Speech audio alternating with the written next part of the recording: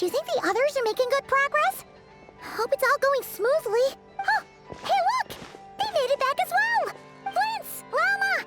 How did it all go? All is well, thank you. Nefer and Yehoda had to stay at the curatorium to wrap things up, so they won't be joining us for now. I ran into Miss Anefa and Miss Aino on the way back. Their work is still in progress, so I suspect they won't be back for a while either. You seem rather cheerful today, Mr. Flint's. I certainly am. I achieved what I set out to do and came away with more than I bargained for. Fighting alone can get quite tedious, but I had the good fortune to run into a pair of brave young warriors. We meet again. How have you been? Albedo! What are you doing here? That would be a natural assumption to make. It's also the correct one. These two courageously lent me a hand while I was fighting the wild hunt. When they told me they were Servarka's colleagues, it all made sense. And given how people of outstanding talent tend to cross paths, it's no wonder you're already acquainted. So, who's your travel buddy, Albedo? Why don't you come and introduce yourself?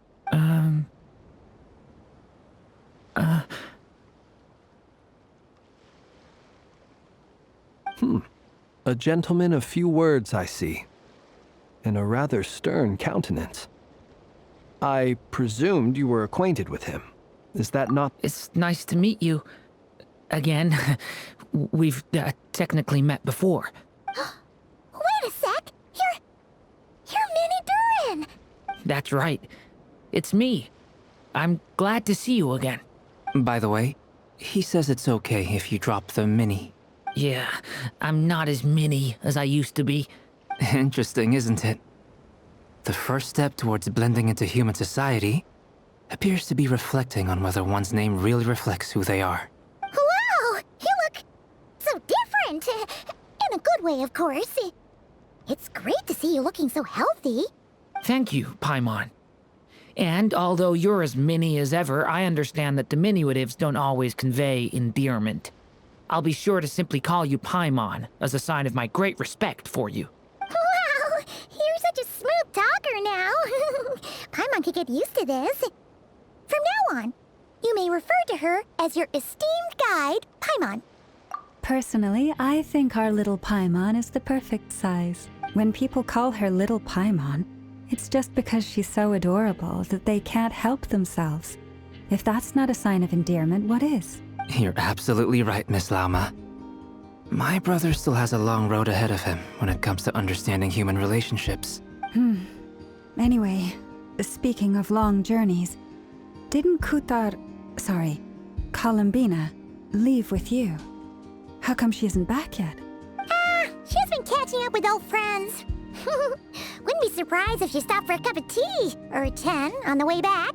Uh-oh. People are talking about me.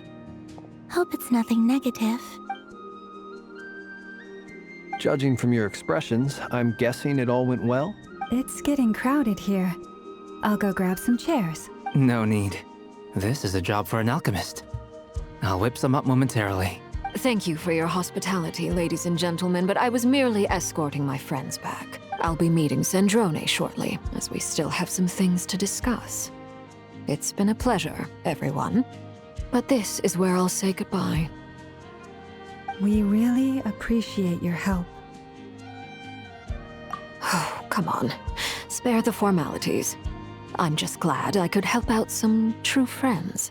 I understand. Well, bye for now, Harlequino.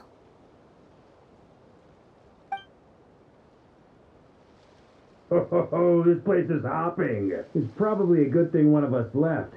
Otherwise, we might not fit all these people in. Are you saying we're about to run out of chairs? As a matter of fact, I am. Come on in and see for yourself.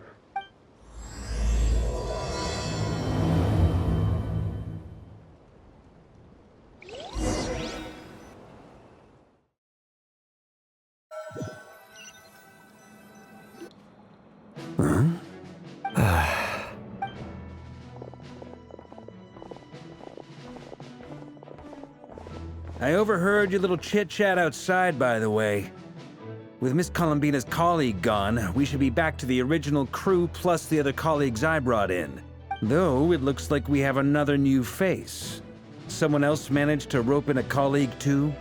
Frankly, you and Paimon are the only people I know here. This here is Deansliff, colleague of Teyvat's greatest guide, Paimon, and greatest adventurer, the Traveler.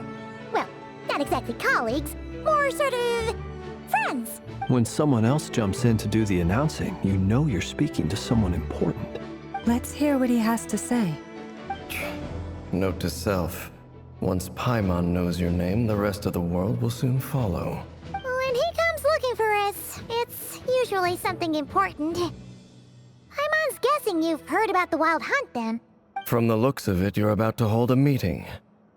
If I were to say that the Wild Hunt is our mutual enemy, would that earn me a seat at the table? As the saying goes, the enemy of my enemy is my friend. Mr. Deansliff, there's a seat with your name on it. Though, I can't promise the same for everyone else. Hey, Albedo, think you can rustle up a couple more chairs?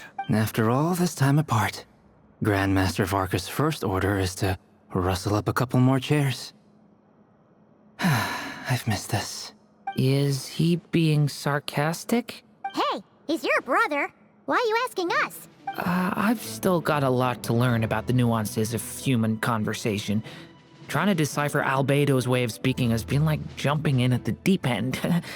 Oh, good point. Paimon gets you now. Don't sweat it. There are people who go their whole lives without getting the hang of it. You're ahead of the game already. I wonder what's taking Nefer so long. Perhaps you should go and check in with her. If anyone can hurry her along, it's you. I just got back from the curatorium.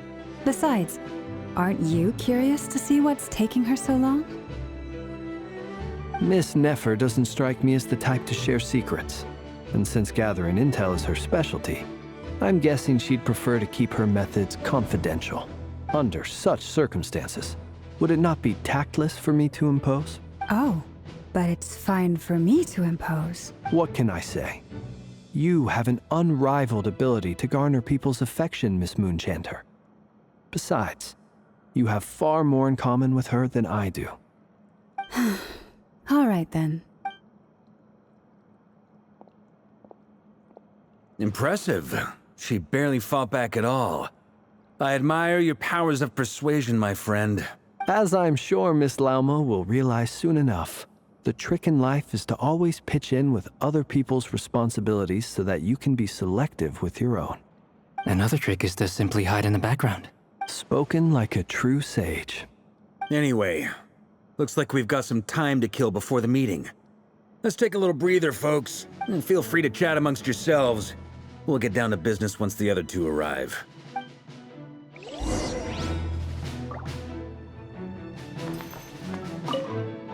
You're both awfully quiet.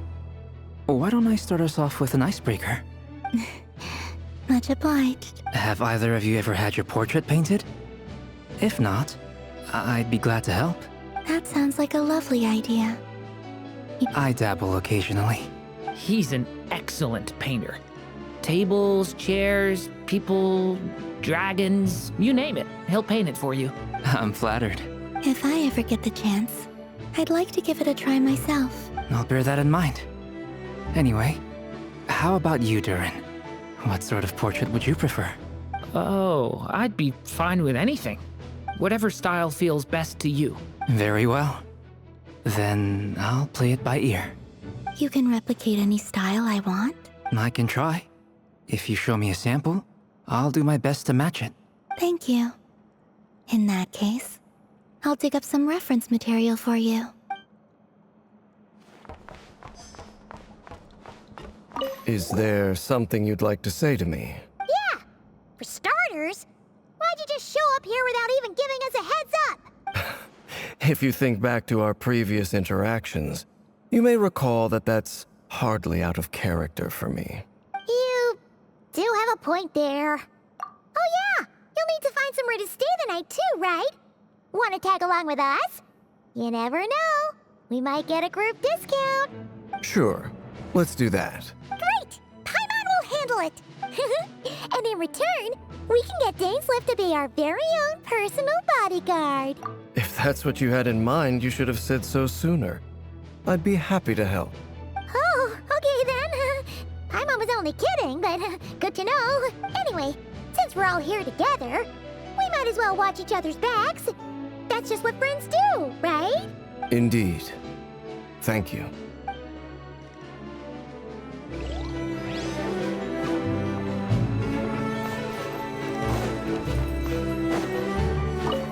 Truth be told, I can't remember the last time I was in a meeting with so many people. You're not alone there, my friend.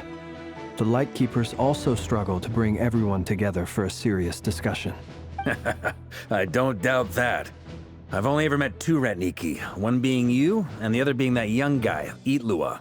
Eatlua is a good apple. I'll give him that. He's kind, honest, and regularly delivers supplies to my lighthouse. A true Ratnik to the core. In that sense, he puts me to shame. So you're what? A fake Ratnik? That's what it sounds like you're saying. But I get the feeling that's not quite what you meant.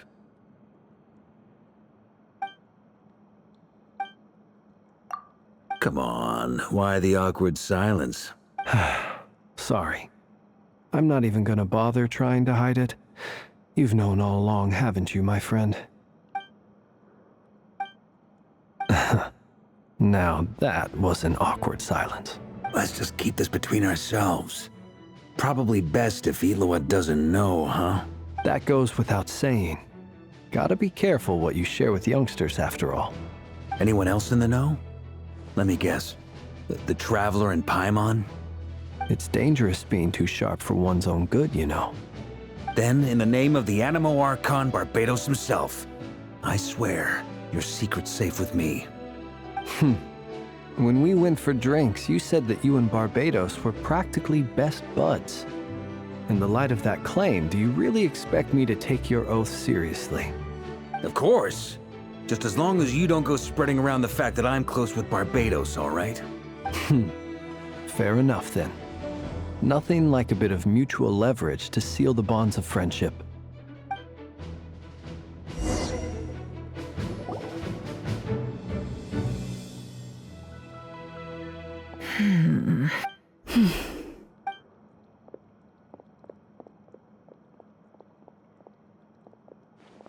Ah, Miss Nefer. You made it after all. But what about Yehoda? I'm here to give you an update on how things are going on our end. Once this is over, I'll be heading straight back to continue my work. I left Yehoda back at the curatorium to watch over things while I'm gone. Huh. So much for just this once. Shh! Not so loud! We're on a roll here. What if she remembers and suddenly decides to back out? Did you say something, Mr. Varka? Huh? I didn't say anything. Right, Flints? Must have been a frog. They get so noisy around here at nighttime. It's like they're putting on a concert in the background. Anyway, before we begin, there's a few introductions to make. Let me start by saying that it's an honor to be speaking before so many distinguished colleagues and collaborators. First up, we have Miss Lauma. As Moon Chanter, she's the leader of the Frost Moon Scions, a local religious community in Nod-Krai. Then there's Miss Nefer, boss of the Curatorium of Secrets, an intel gatherer extraordinaire. Nefer is leading the investigation into Rerer's background, assisted by Yehoda and Lauma. From the little I've heard, they're making some great progress. Over here, we have Mr. Flints, a Ratnik and guardian of the abandoned lighthouse. In our last operation, he courageously distracted the Wild Hunt to buy time for the rest of us. For those of you who've never met, this is Mr. Albedo, a renowned alchemist and captain of the Knights of Favonius investigation team. By his side is a new face for us all, myself included, Mr. Durin, who has come to lend his aid. Next up, we have the Moon Maiden and former Fatui Harbinger, Miss Columbina. Then we have the Traveler, who's earned more titles than I could possibly hope to list out, so I'll spare you the rundown. And Paimon, the ultimate travel companion and quite possibly the best guide in all of Teyvat. Wow! That's a lot of people! Great turnout! Miss Nefer, it looks like you might have another job coming your way. So, congratulations on the booming business, I guess. You think I haven't got enough on my hands as it is? Who's looking for me now? That would be me, Miss Nefer. I have a commission for you. And you are? Who I am doesn't matter right now. What does matter is that I'd like you to gather more intelligence about the Recher of Solnari. Well, it's not as if we never take on anonymous commissions. But in your case, I'll have to decline. I'm gonna take a wild guess and say your job's probably more hassle than it's worth. Something about you seems like bad news. It's my eyes, isn't it? Conrian, I assume. And what's with the mask? Are you trying to hide your identity? In any case, the fact that you're even still alive raises an awful lot of questions for me. My name is Dainsleif. And yes, I am from Conria. As I'm sure you're aware, the Recher of Solnari's real name is Rerir. He was once an acquaintance of mine. Really? Then you must have been quite an influential figure yourself. You flatter me, but none of that matters anymore. My point was simply to clarify why I have asked Miss Nefer to investigate Rerir's background. So you're both from Conria, and it sounds like you used to be friends? What am I missing here? Surely you already know how he became one of the Five Sinners. I'll tell you everything I know. The history of Conria, the names and identities of the Five Sinners. I remember it all like it was yesterday. I have never spoken openly of this before. But the truth was exactly as people say. The Five Sinners were each driven by their own desires, and it was by playing upon these that the Abyss tempted them to their fall, tearing Conria apart in the process. The visionary, Vedifenir, who wished to foretell the future. The wise, Haroptatir, who sought limitless knowledge. Gold, Rhindaughter, who desired to create life. The foul, Sertologi, who pursued supreme strength. And last, but not least, Recher of Solnari, Rerir, Ravager of the Moon. Of the five, Rerir is the only one who remains a mystery to me. He never harbored grand ambitions, so what changed in the space of a single night? How did he come to fall like the others? In other words, you're saying that his change came as a shock to you, and you have no idea what actually happened? That's right. You mentioned how the Abyss tempted them, which led to their fall. But what did that look like in practice? And what other context can you give me about the events of that time? The more detail you can give me, the better. Strangely, now that it comes to it, I hardly know where to begin. The fateful night took place during the era of the Eclipse Dynasty. One day, my elder brother, the visionary, Vedifenir, was summoned to the palace by the Vinster King, only for the king to gouge out his eyes and cast him into the dungeons. When I came to hear of this, my fury knew no bounds. I gathered together every ally I thought I had, and together, we set a night to storm the palace and free Ved. Centuries on, the memories of that night still haunt me like a never-ending nightmare. We broke through the palace gates, just like we had planned, each striking towards our separate targets. But then, I was betrayed. Even Vedifenir, the very person I had come to rescue, abandoned me and partook of the Abyss's power. So, it's personal after all. Then tell me, Mr. Dainsleif, what price are you willing to pay? You, of all people, must know that nothing comes for free. I cannot say what price would be worthy of such a commission. But know this. Rerir was not always a madman. Believe it or not, there was a time when he was just an ordinary man, working for the Conrian Intelligence Service. Uncovering the truth of Rerir's past is the only way to unravel this mystery. But before you decide if you will accept my commission, I will tell you more about him. Enough, I hope, to help you plan your next move. Sounds pretty good to me. Feels like we just flagged down a random passerby, only to discover he's actually a master strategist who has a score to settle with our enemy. Can I borrow your halo? It could be useful in the lighthouse. Hey, enough with the wisecracks! Besides, isn't that lamp of yours bright enough already? Relax. It was meant to be a compliment. If that was a little over the top for your liking, I'll make sure to tone it down next time. I'll give your proposal some serious thought, Mr. Dainsleif. Let's speak in private once the meeting is over. Before that, there's a few things I'd like to share.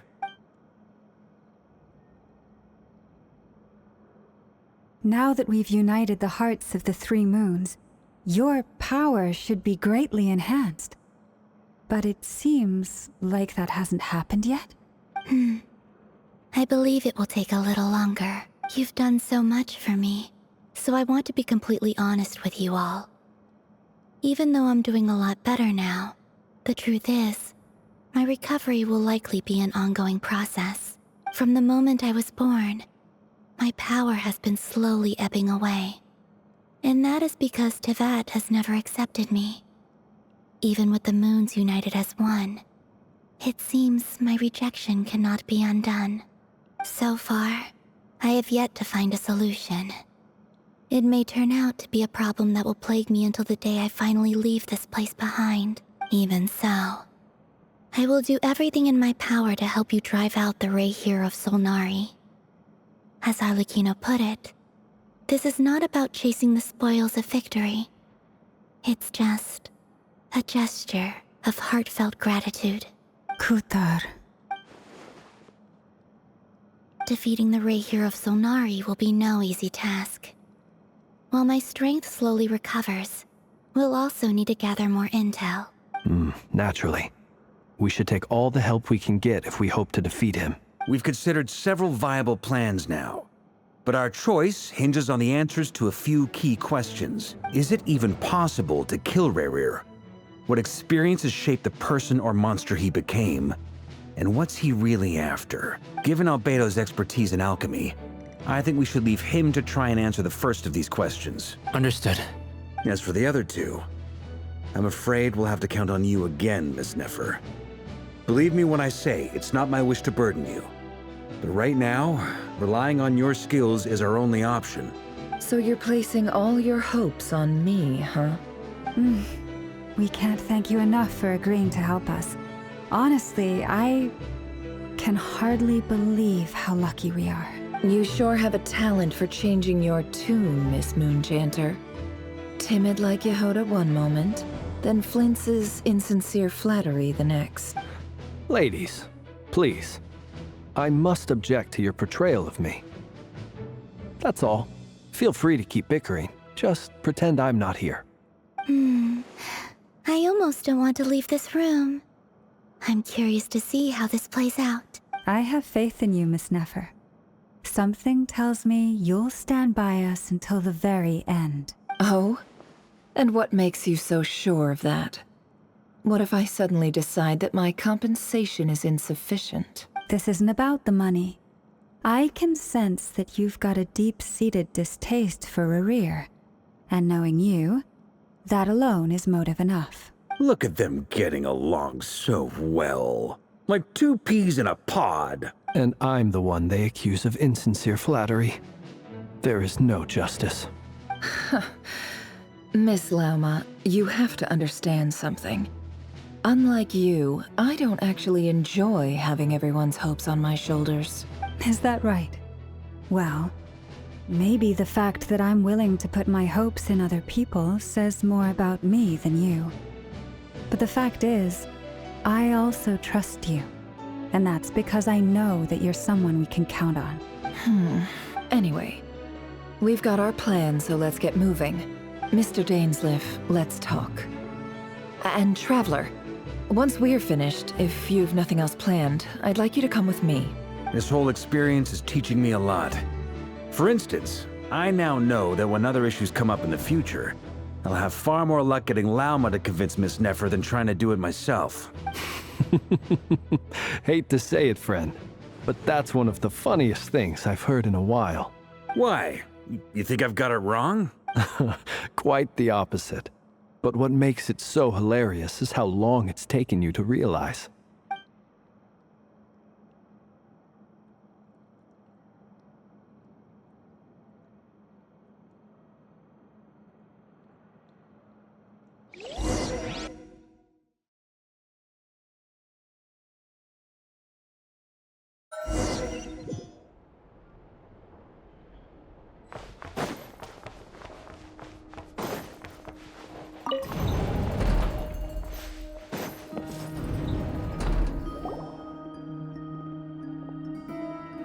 Thank you for waiting. It's okay. We actually used the time to help Dainsliff get a room at the hotel. That's very considerate of you. Now, I trust you share my curiosity about Rarier's past, and you seem fairly familiar with Mr. Dainsliff already. We spoke at some length after the meeting. He was the one who suggested I should invite you to join this operation. He feels confident that these secrets will be safe with you. Dane has a lot of faith in us, that's for sure. Likewise. I appreciate that you got right on board without interrogating me about why I invited you. It shows that you trust me to explain everything in due course. That's because we know what you're capable of. We appreciate you too, Nefer.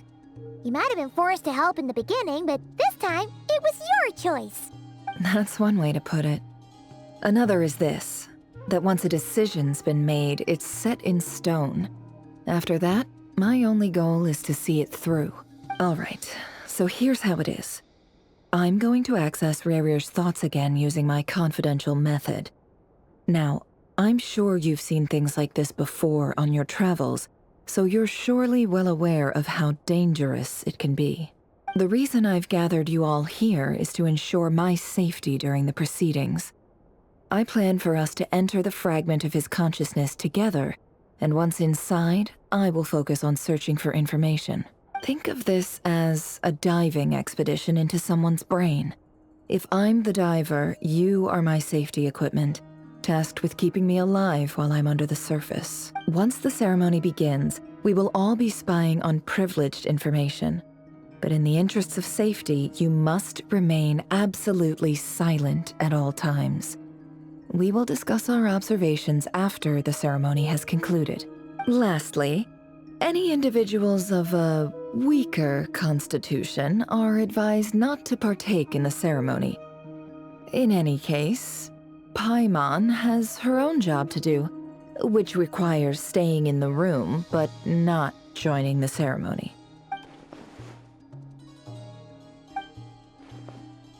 Well, good luck, everyone.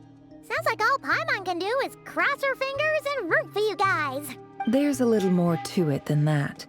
I was being serious when I said you have a job to do. While the rest of us are inside Rarier's mind, it's imperative that we have a team member on the outside. In the event that something goes wrong, you will be our first responder. I don't anticipate any issues, but the extra level of safety will be greatly appreciated.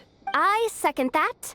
This is a dangerous operation here, and you're our whole rescue team. That's pretty much the most important job in the crew. So, Paimon's like the lifeguard? Yeah, that makes sense. All right, got it. Good. Please, take a seat. We'll get started momentarily.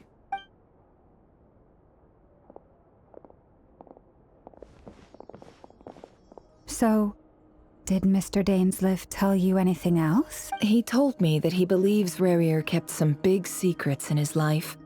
He's not sure that they were the cause of his eventual downfall, but he's asked me to uncover what those secrets were all the same. But surely you're not planning to go through with this, no matter the cost. If you think that, you'd be overestimating me.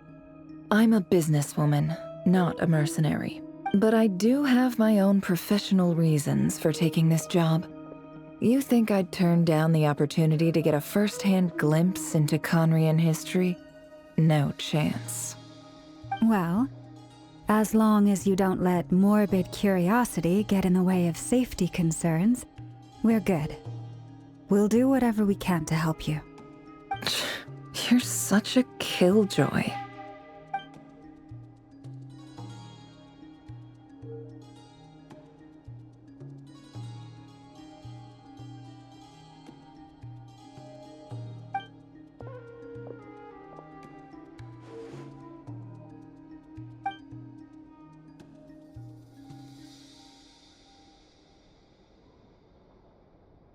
All right, I'm good to go.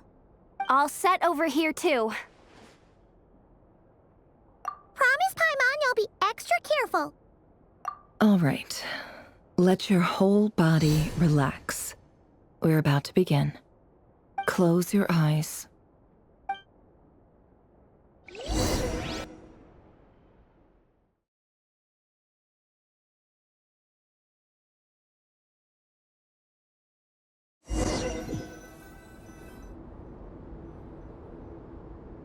Phew. Could this be his office? Pretty standard setup. Bookshelves, paperwork, files. According to Dainsliff, Rarier used to be an intelligence operative.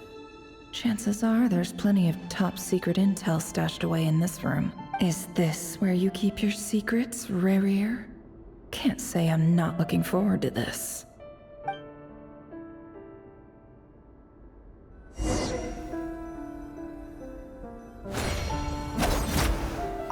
He looks even gloomier than last time. I wonder what's changed. He looks even gloomier than last time. I wonder what's changed.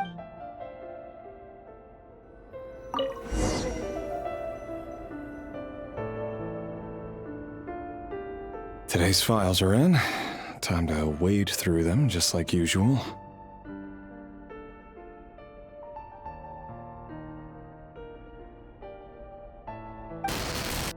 Male, 51. Occupation, cook. Confirmed Crimson Moon descendant. Has maintained frequent contact with other descendants over the past year.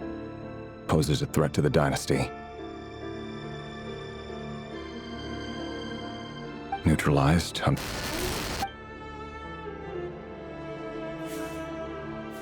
This one should be archived under purged targets.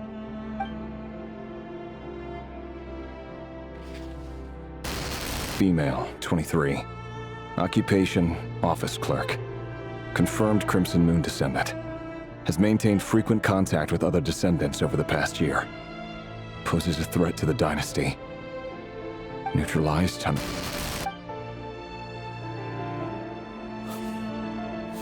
Another one for purged targets. Sounds like she was that other man's daughter. Never mind. What's it got to do with me?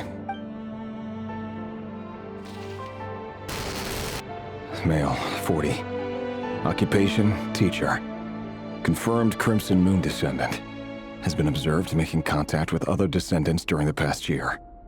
Poses a threat to the dynasty. Neutralized on... Just another nobody for the archive. Come to think of it, I remember surveilling this man. A case like his never would have been considered a priority in the past. Huh. He barely even interacted with other Crimson Moon descendants. Female, 16. Occupation, none. Orphan and confirmed Crimson Moon descendant. Has been observed making contact with other descendants during the past year. Poses a threat to the dynasty. Neutralized on... Filed. I have no recollection of this girl. None whatsoever. She doesn't seem to be anyone important, but then again, how many of them really are? Female, 13. Occupation, none. Orphan and confirmed Crimson Moon descendant. Has been observed making contact with other descendants during the past year. Poses a threat to the dynasty. Neutralized on... Filed.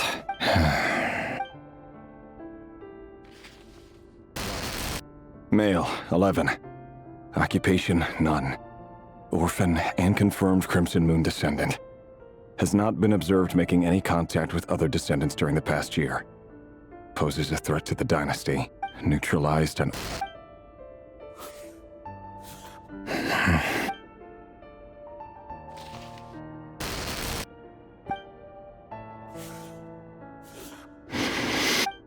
It's funny, isn't it?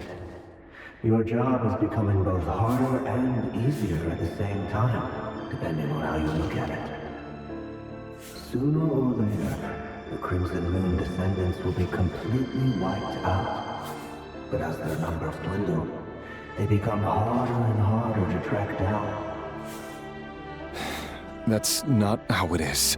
Fortunately, however, most of the able-bodied adults have already been taken care of. The remaining weaklings will be increasingly easy to deal with. No! No. My job is to ensure the survival of the Eclipse Dynasty. And the only way to do that is by eliminating any and all potential threats. It's a perfectly legitimate line of work. Every single one of my colleagues can attest to my fairness. And if my friends were aware of the facts, I know they'd back me up too. Assuming, of course, that they were aware of all the facts.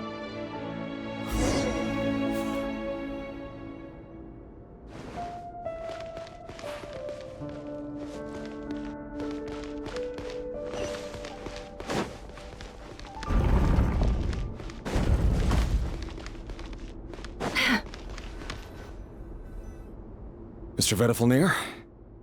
It's been quite some time since we last met. Revir, I trust you're here because you have something important to discuss. Forgive me. I wasn't tuning out, it's just, I noticed you didn't even phrase that as a question. As if you knew I was coming. Tell me, does someone in your position ever feel the need to ask questions at all? It is indeed within my power to foresee certain things. Things like your arrival. I was just thinking. It won't be long before I'll be inviting both you and Dane to my wedding. That isn't a lie, but nor is it a fact as such. It's a wish, isn't it? No fooling a prophet, is there? Ever since that day we met for drinks, I knew it was only a matter of time before you came looking for me. Does it feel good? Knowing how the future will unfold. I'm afraid the notions of good and bad fail to capture the complexity of what such a power entails. Once you've seen what will come to pass, it can be all too easy to succumb to fear and melancholy. Unless, of course, you learn to abandon these feelings. You fear my silence, and long to hear the words I left unspoken that day. That's right. You must have noticed my reluctance to broach the subject, and the reason is simple. Because the truth could never have lived up to your hopes. For both our sakes, such words are better left unsaid. The burden of prophecy was never meant for your shoulders. So who exactly do you deem worthy to hear your prophecies? None but our exalted king? Or rather, our king as he once was. You're closer to his majesty than I am.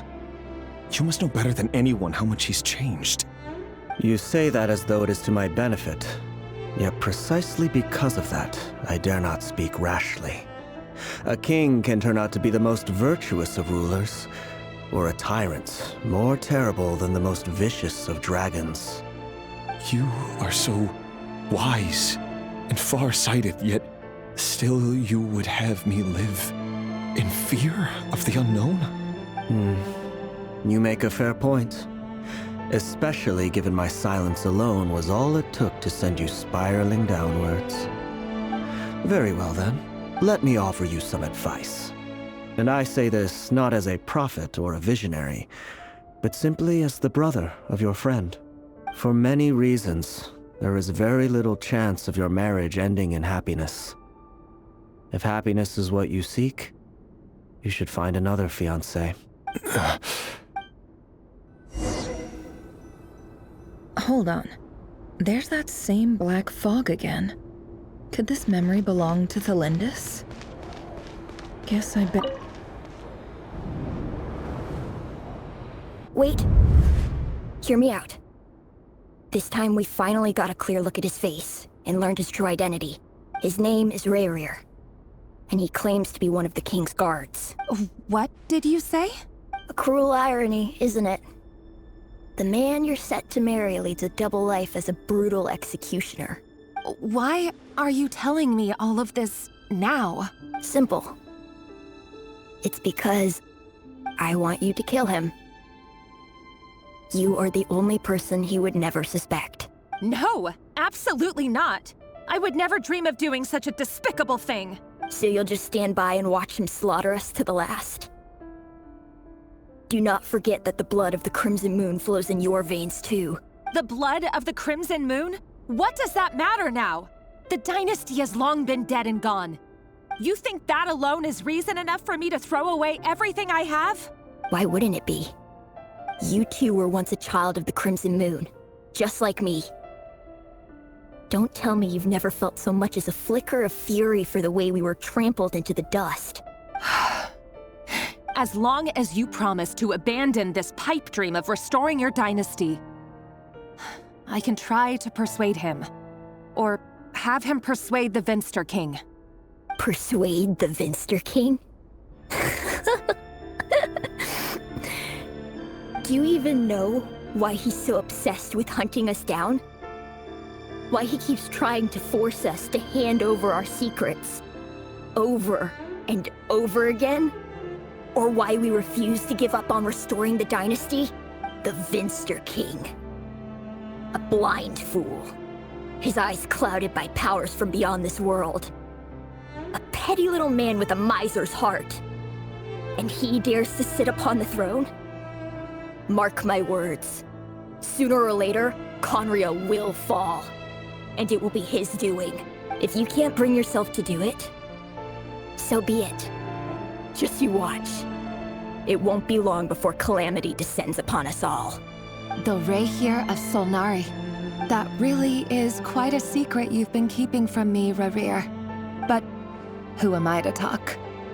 Am I really any better? I've kept my own past a secret this whole time too. Love should be built on honesty. But ours was born from lies. And yet, is it really so wrong to hide things that would only make life harder? If we don't cover up the parts that no one else should see, how can we go on pretending to be normal? Vedifulnir must have known all this. And that's why he made his prophecy.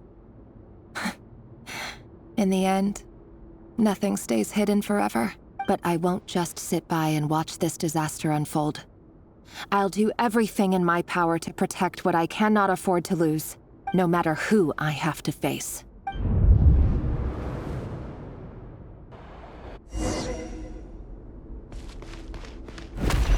Huh? Was that Rayrir who just walked past the window? Doesn't it give you the chills that he still takes the same road to work every day, as if nothing ever happened? Those people at the deli. Enough already.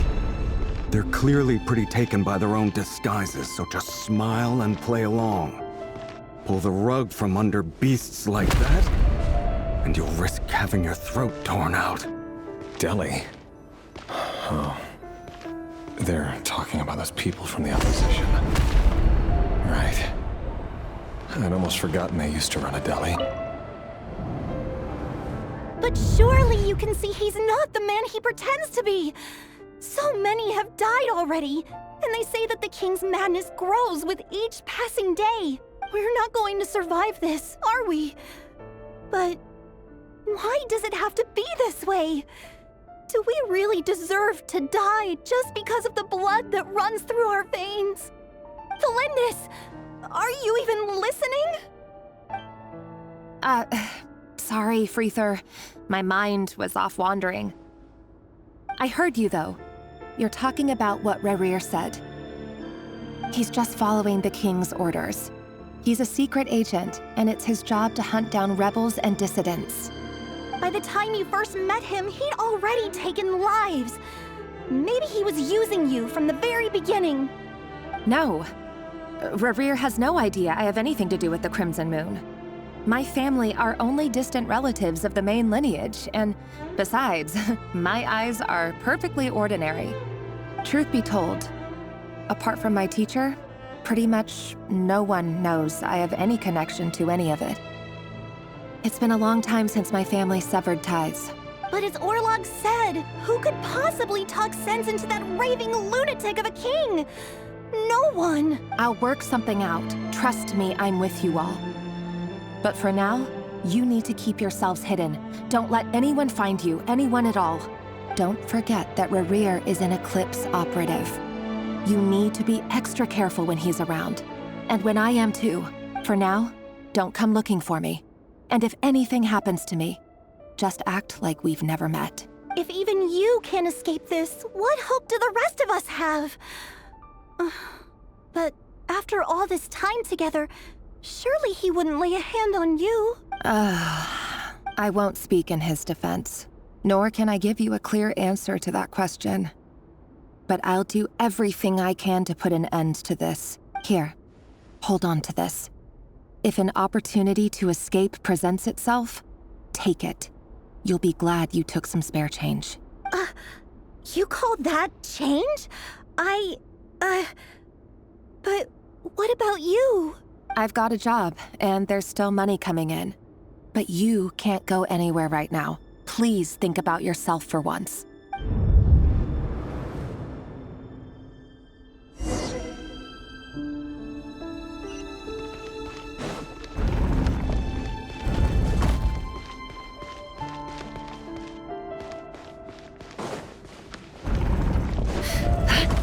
Another day, another round of assassination training. Training ground is just beyond this hidden passageway.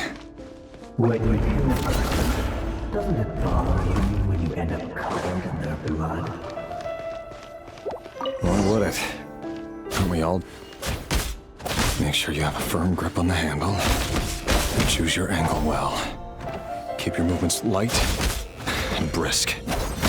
And the prey won't sense a thing. I'll bet no one's ever died in quiet at your hands.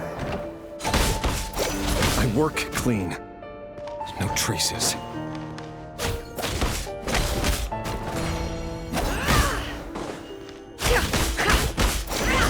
That doesn't make it open and above board, though.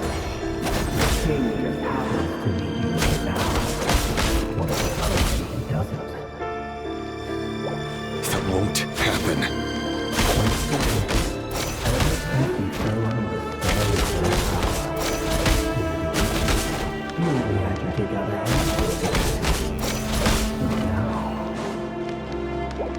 The ones I've dealt with have always been guilty, and I've carried out my work flawlessly.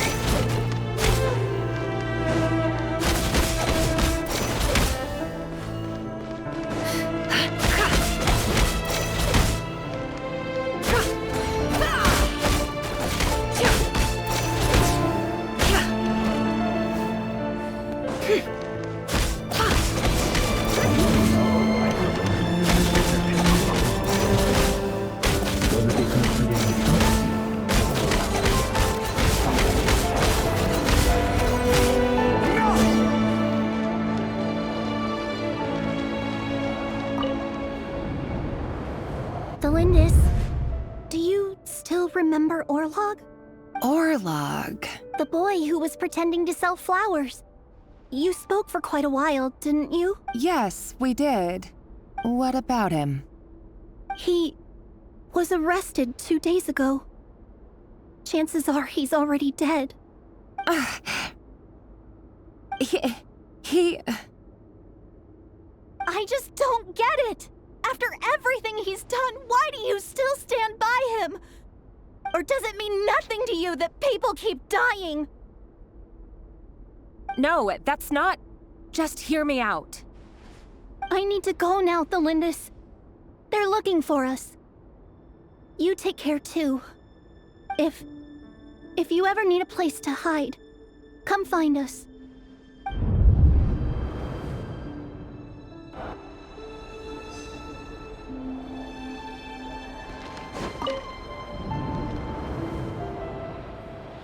Author, Thelindis. Over the course of this week, the research object was subjected to interference for a total of 47 hours for experimental purposes. The results are as follows. All subjects of observation that were sent inside have now... The situation within is proving more problematic than anticipated. No progress whatsoever. What now? Won't you give me even a glimmer of hope? Things are getting worse by the day. I have to find a way or we'll all be in danger. But I... If all this research comes to nothing, what then? Sooner or later, it'll be my neck on the line. But could he really bring himself to kill me? No. Surely he wouldn't have the heart.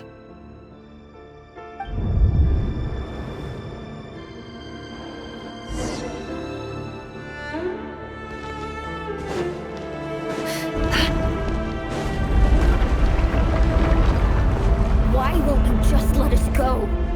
We don't even know each other. All we want is to live ordinary, peaceful lives. You want to live?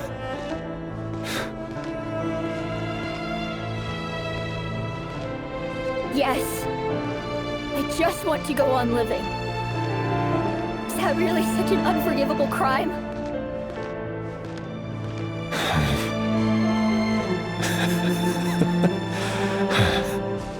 You want to go on living. I want to keep living too. To keep living forever. That's why I have no choice but to continue on the path I'm on. If only some savior would suddenly swoop down and change the way the world is. Too bad that's not going to happen. Imagine that. If there really were such a person, you and I wouldn't be standing here like this, would we?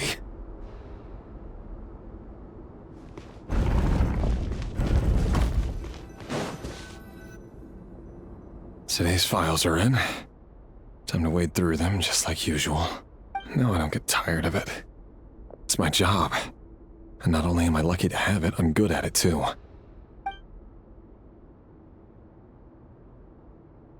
Huh. Wait. That's...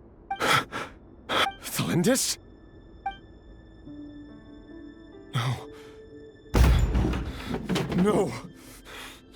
No! Why? But you bear no mark of the Crimson Moon. How could you possibly have anything to do with them? It cannot be! A diluted bloodline. Carefully concealed. I see it now. You've been living in the shadows just like me. What a fool I've been. Numbing myself with talk of justice. Even imagining my friends would back me up. But in the end, Irminsul. Finster King!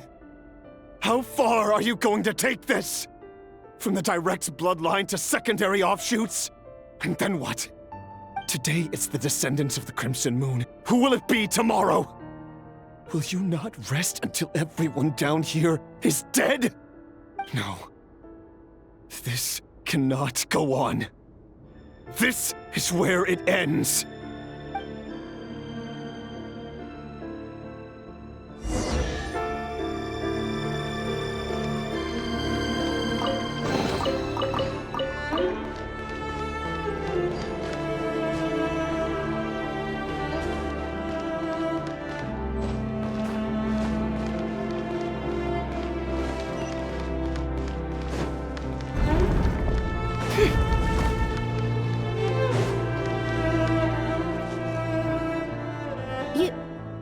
You're really letting me go? I am. As long as you can guarantee that no one will find you. Don't worry, I'll be extra careful. No one will know I was here. But what about you? Me? If you let me go, you won't be able to complete your mission, will you? Good point. In that case, maybe you should stay. No, please! I just want to see the outside world again. To... Go on living? Yes. I know you're a man of your word. So please, just let me go. If I let you leave, what will become of me? Just kidding. Go, now. But remember, don't let anyone know you were caught. We'll be seeing each other again very soon if you do. Even shadows in the dark must live by a code. But you can't save everyone. You've been whispering in my ear for days now, Vedifilnir. What are you trying to do? Break me down? I only say this because you long for an answer to your problems. Let her go, Rerir, or you risk losing everything. I will not abandon Thelindis. Then you'll need a little more vigilance and a lot more power. The world is changing, Rerir. Keep your eyes peeled for your moment of opportunity. That voice used to be so unclear. But now I know exactly whose it is. It's Vedifilnir. He won't tell me how to actually resolve any of this, but he keeps trying to manipulate me like a puppet. What's his game here? Tell me then. What will this moment of opportunity look like? And no answer. He's like a ghost. Always disturbing me when I'm on edge, but never answering when I need him most. So, the Eclipse Dynasty was purging, well, massacring the descendants of the Crimson Moon. And it seems like it was all connected to the Vinster King's research. The King's obsession with abyssal power left the future of Khaenri'ah hanging in the balance. No wonder every aspect of Rerir's life was so unstable. And it looks like this Thelindis, Rerir's would-be fiancé, herself belonged to a sub-branch of the Crimson Moon Dynasty's descendants. It almost defies belief that a couple like them could hide the truth from each other for so long. If the Vinster King hadn't intervened in such a drastic way, they might have gone on deceiving each other for the rest of their lives. And why does Vedifilnir, Daneslif's older brother, keep talking in Rerir's head?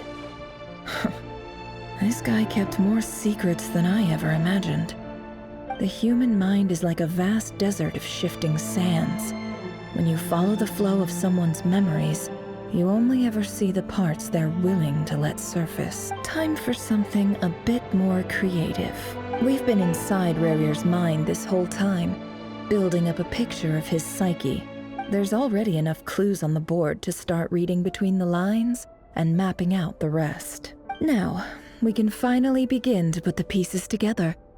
Sure, it'll only be a reconstruction, part simulation, part reasoning, but it's usually pretty accurate. Once we've built up a cognitive profile, we just need to cross-check the logic behind his actions. And then we'll be able to take a sneak peek at whatever it is that Rerir has really been hiding.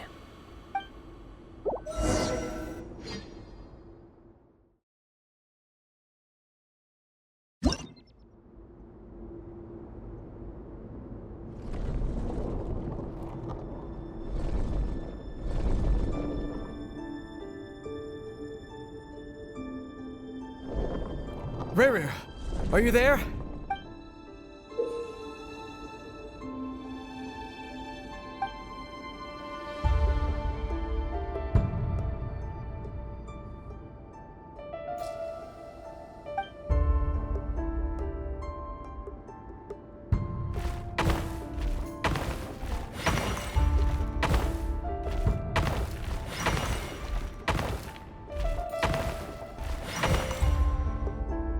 Hey, Rerir! Come out, it's urgent! Dane? What's wrong? Quick, come with me. I'll explain everything once we've met up with the others. Okay. I'll come. But the Lindis is still over at the Universitas. I'll need to leave her a note. All right then, but make it quick. I've never seen Dane so worked up before. Whatever this is, It must be big trouble.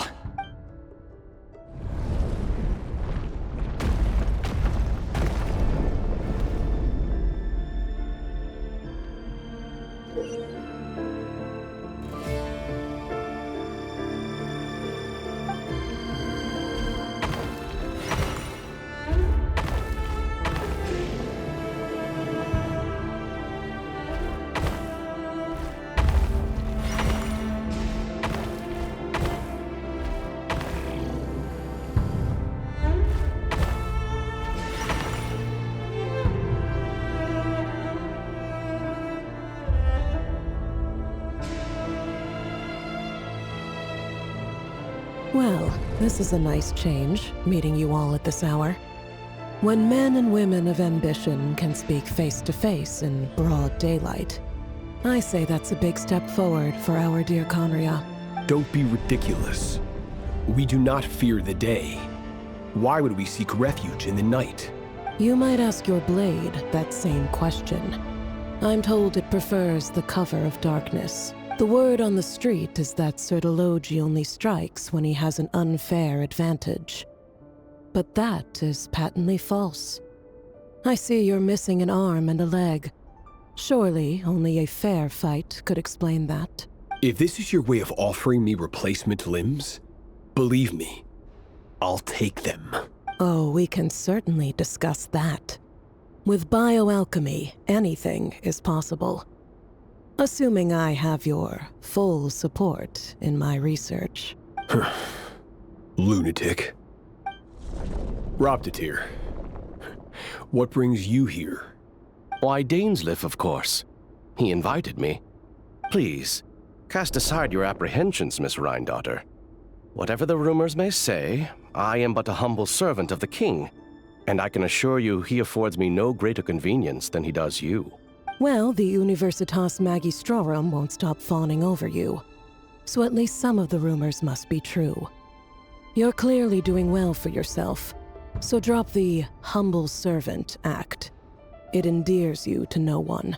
You're president of the Universitas Magistrorum, the chief royal mage known as the Wise by royal appointment, and by far the most favored among the 4 pillars of Khaenri'ah. Vice President Veit doesn't even try to hide his envy when he sees you. My success is the product of hard work and good luck. It's as simple as that. Were the king not such an extremist, I hardly think I would have received a senior post at my age. Of course, no job is without its gripes. Serving a king like ours can be a challenging task, as I'm sure you can imagine. And as for Veit, in missing out on the presidency, he's dodged a mountain of stress. Like everything else in life, it comes with pros and cons. You're all here. I apologize for the short notice, but it was an emergency.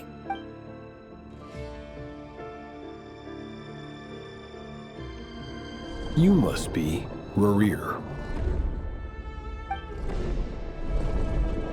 Mr. Sertology.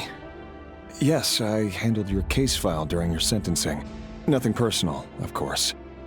I'm pleasantly surprised that you remember me. You're clearly a person of substance if you've been invited here. But Dainsleif, you'd better have a very good reason for convening this little gathering. It's my brother, Vedofenir. After he spoke at the court this morning, the king was so infuriated by his words that he had him blinded in both eyes and thrown in prison. Vedofenir in prison? Strange. I thought the king trusted him and Roptatir more than anyone else in the world. Does this mean the king's circle of trust just got even smaller? It has nothing to do with trust. It's about what the king wants, which is as clear as day to anyone paying attention. I simply appease him, because it's in the best interests of the Universitas Magistrorum. And also because you're slimy. Vedofenir, perhaps less so. But still, a visionless visionary? It rather inclines me to think that qualifications are not what get you ahead in Khaenri'ah. Do you honestly think this is an important discussion to be having right now? Dane, what are you planning to do? Rescue Vedofenir, I assume. Correct. It will mean storming the palace by force. Tonight. I need all of you on my side. That's far too dangerous. And don't forget, Dainsleif, you're captain of the Royal Guard. You swore an oath to the throne. You've been planning this for a while, haven't you? I have no desire to commit treason. But whatever critique the king may have of Vedifenir, disfiguring your most loyal subject for putting the best interests of his court and nation first, this is not the conduct of a wise ruler. My blade will force the king to see the error of his ways. So, Vedifenir's prophecy enraged the king. I'm sure it wasn't what he wanted to hear, but if he won't take counsel even from the visionary, that is deeply troubling news. The extent of His Majesty's madness is now all too clear. The question is, how does a man like me get out of this situation unscathed? You have noble ambitions, Dane, but I'm afraid they don't do much for a guy like me. I'm not interested in saving the world. All I want is a letter of pardon. A letter of pardon? For whom? Thelindis? The chances of the Vinster King issuing a pardon for anyone connected to the Crimson Moon seem vanishingly slim.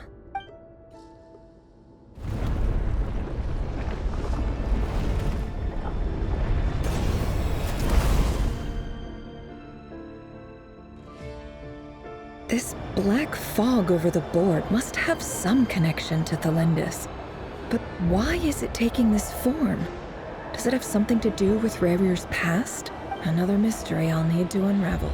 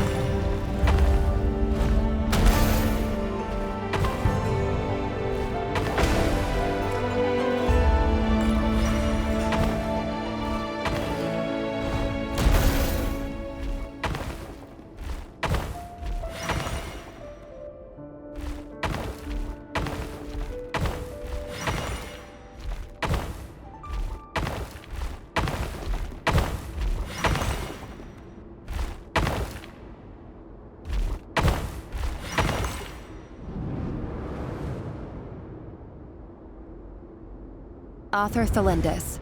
Over the course of this week, the research object was subjected to interference for a total of 60 hours for experimental purposes. The results are as follows. Research dating back to the Crimson Moon Dynasty has established 2 points regarding Moon Marrow. Firstly, its origins have something to do with a god's power.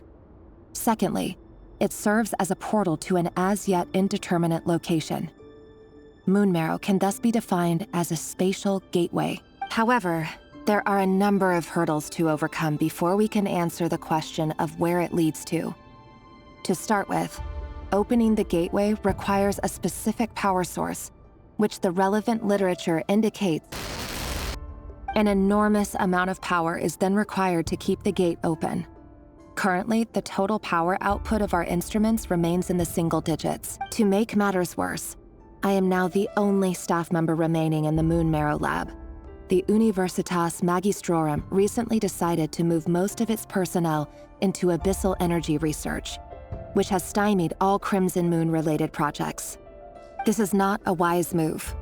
I have always maintained that placing all our hopes in a single source of power is risky, especially one as poorly understood as this. As well as making ourselves overly reliant on a single resource, we are neglecting other promising technologies. I apologize if this comes across as disrespectful. But as a Moon Marrow researcher, I desperately want to see the world beyond the gateway. If we really made it there one day, what would we find? And how would we go about taming the unknown? My imagination is endlessly fueled by questions such as these.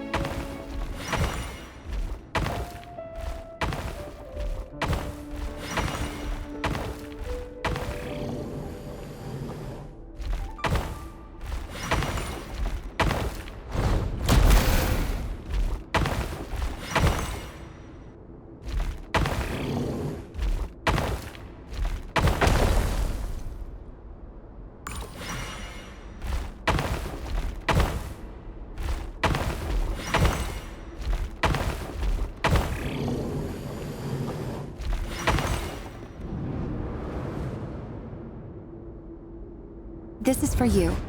I heard you're gonna leave the city with your parents. The Lindis. Did you hear about what happened? I've heard nothing. Rerir got back very late last Friday, and he was acting a little unusual, but he slept pretty well, so I'm guessing whatever he did was a good deed. You never saw him, and I don't know what he did. And this conversation never happened. You understand? What if he finds out that you pried into his secrets? Don't be silly. I don't know what secrets he does or doesn't have. All I know is he's just a normal guy who happens to run some errands for the king. Are you scared of him? I don't know. The Rerir I know doesn't match the person you all describe. Logically, I should be scared of him. And yet, I don't want to lose him. But enough about that. You should get going, and be careful with the package I gave you. Keep it secret. Keep it safe. What's in it? A piece of the moon. All you need to know is that as long as you keep it safe, then in the future, everyone will be able to see a red moon. A red moon? You mean our moon? That's right. Our moon. Promise me you'll look after it. I promise, the Lindis. The Crimson Moon bloodline will never die out. Its light, the color of blood, will become like a fire that flows in our veins, no matter how long it takes.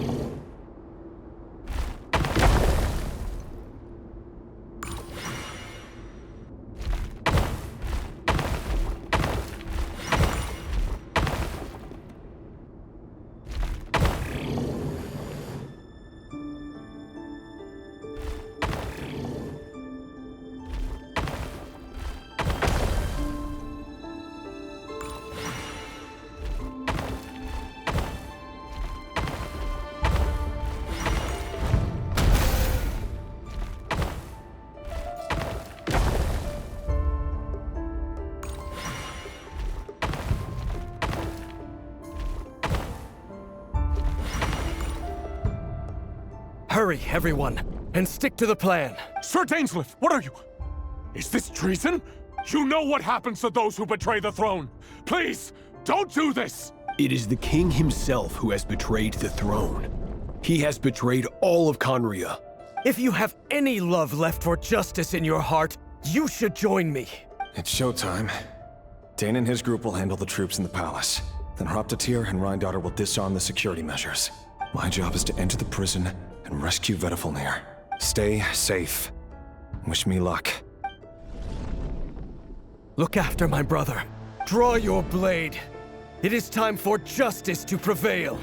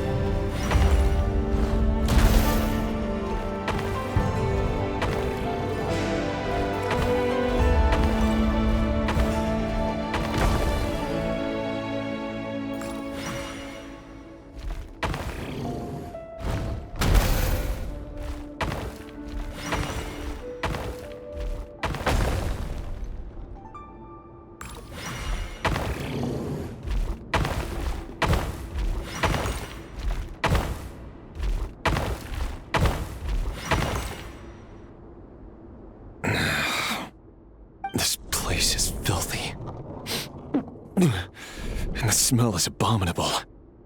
Clearly, the king doesn't allow his prisoners a single shred of dignity. This is dire. Found you. Hello, Mr. Vedafulnir. Ah, it's you. Surprised? Oh, wait. I guess surprise isn't an emotion that prophets feel very often. I certainly felt some surprise in the moment when I was blinded. Surprise at the king's sheer ignorance.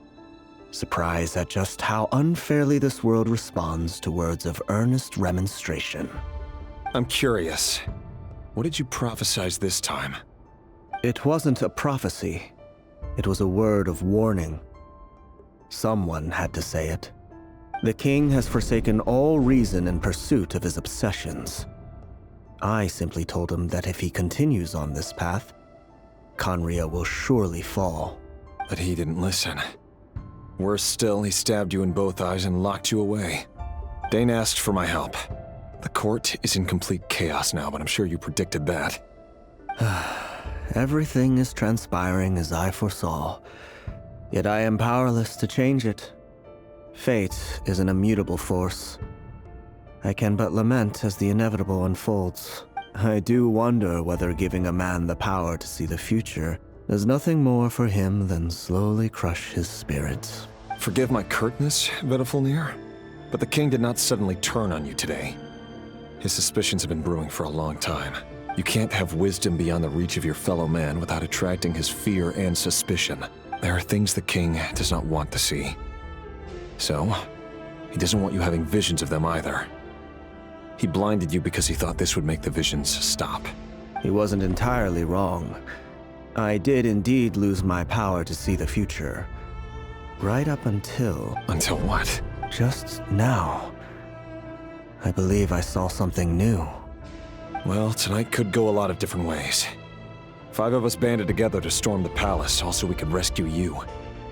This will go down as the most tumultuous day in Khaenri'ah history. I sense hatred in you, but also hope.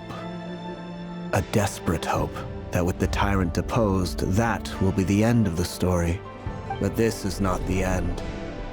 It is the beginning of a new chapter, in a whole new story. There are many men of honor and courage in this world, Rerir. But you are not one of them. You're not here for justice, are you? You're here for yourself. Is that a dagger? Interesting. Why not the polearm? It was always your weapon of choice. With your abilities, I don't doubt that you were able to recover some of your sight. But I also doubt that you want to make an enemy of me right now. Of course not. We're on the same side, aren't we? We could be. But I need you to be honest with me, Vedafulnir. At this point, you're my only hope for the future. You mean your future?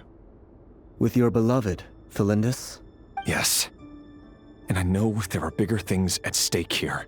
A dynasty, a nation, maybe the entire world.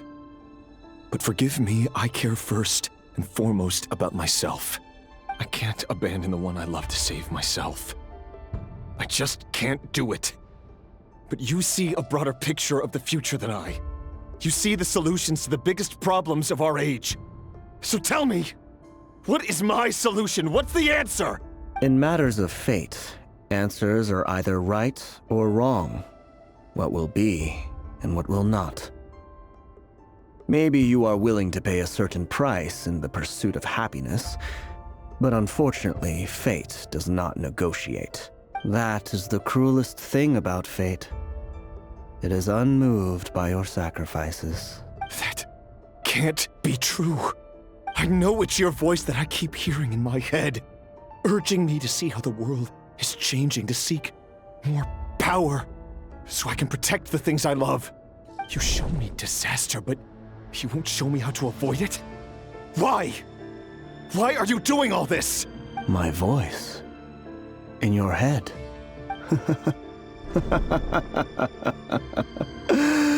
So, you hear it too. The voice that steals your mind, gains your trust, and drives you crazy. It turns out that we are not so different, you and I. Vedifalnir just broke into the strangest smile I've ever seen in my life, as if he'd discovered some monumental secret. But then he suddenly switched to looking extremely weary. Very well then. My advice to you is as follows. You must persevere. Whatever trials and tribulations you may face, be steadfast in the belief that they are your path to the future. For as long as you live, your story with Thelindis shall not come to an end. That is the only chance you have of fighting back against fate. It is up to you whether you believe my words.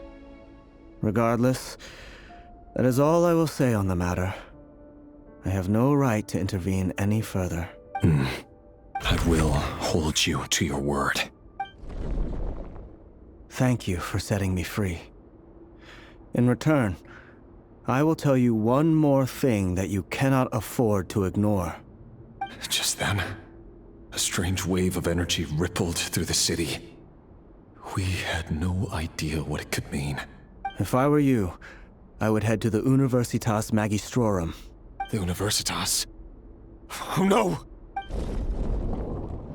I'm sure we'll be seeing each other again very soon, Rerir. Whatever Vedifalnir said, I didn't catch it. I didn't even help him out of the prison. There was no time to lose.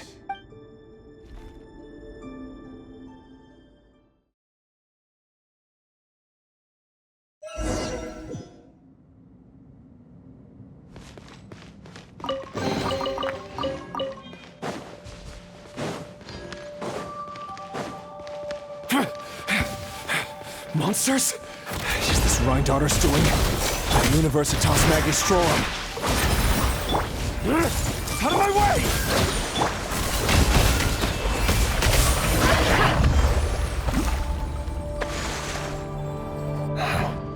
The Universitas. That reminds me of a rumor I once heard. Allegedly, the king installed secret mechanisms in the palace and around the city. No one knows where they are or what kind of power they hold.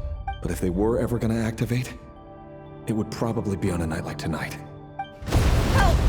Help! Hold on! Don't let them anywhere near you! Save me! I can't! Ah! That sounded like an explosion. So, the rumor is true? The king really went through with it? What other means does the king have at his disposal? They must run on power from the Abyss. And given it's a major center of Abyss research, anyone over at the Universitas will be in grave danger. I have to hurry!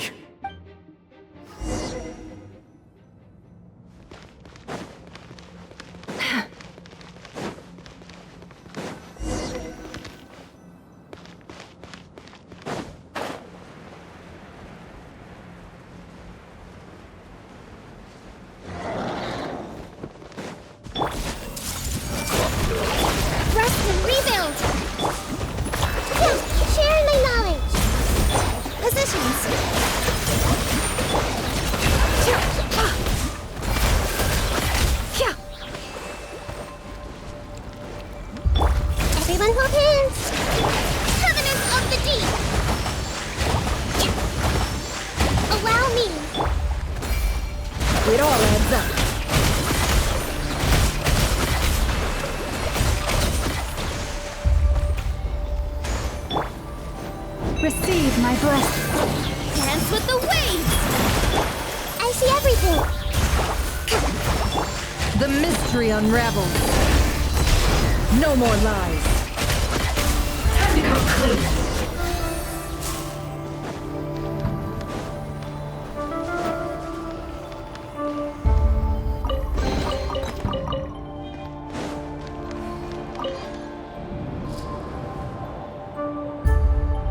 Monsters! At the Universitas Magistrorum? Why now? Oh no! They're coming! It's no use. The table won't hold out much longer. The weapons. Where are the weapons? Of course. All the lab equipment was upgraded after the inspection last week, but the new weapons haven't been allocated yet. I'm done for. Is anyone there? I need help! Ah! Stay back! Please stay back! Please!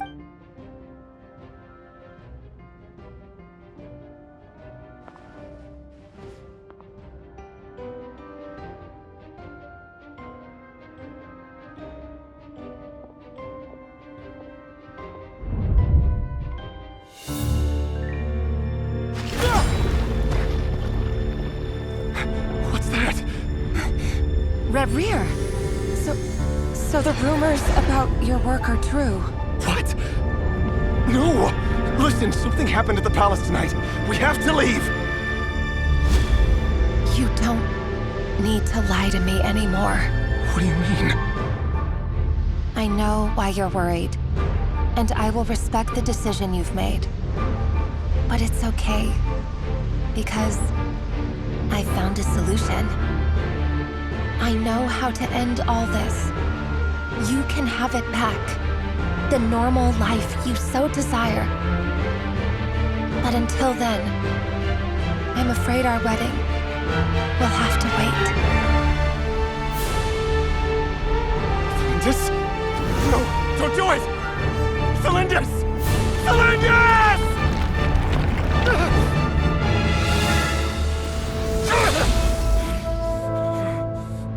I told you, Reverie. Let her go. You will find someone better. No! No, I won't do it! I have to save her! By what means exactly? A lowly pawn. You lack the power and the strength of will. Do you know a way? Tell me! Come to the palace. Join us.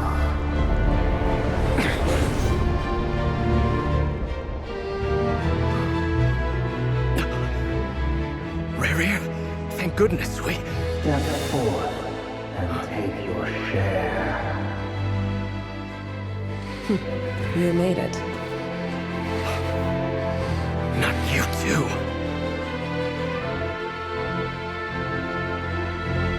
Hatred or grief, despair or desire. We all have our own.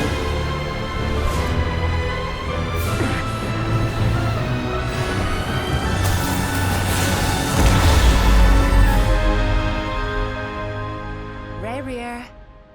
Reverie. Felindis? Were you daydreaming?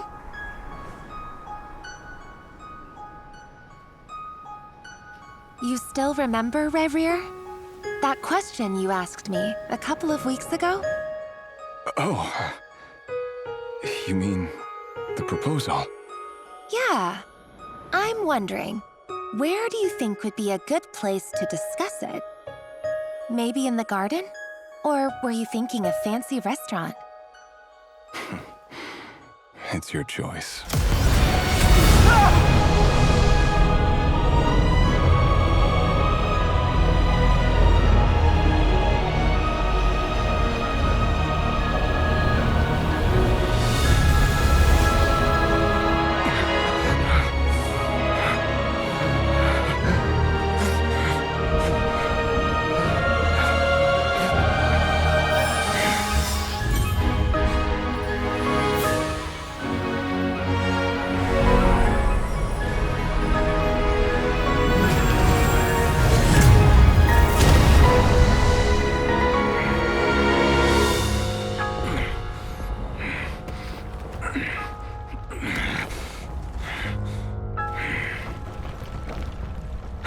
Find you.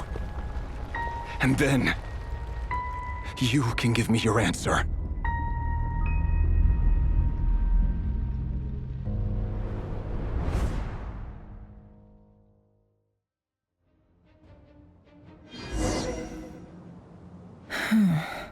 So that's how the Raker of Solnari was born.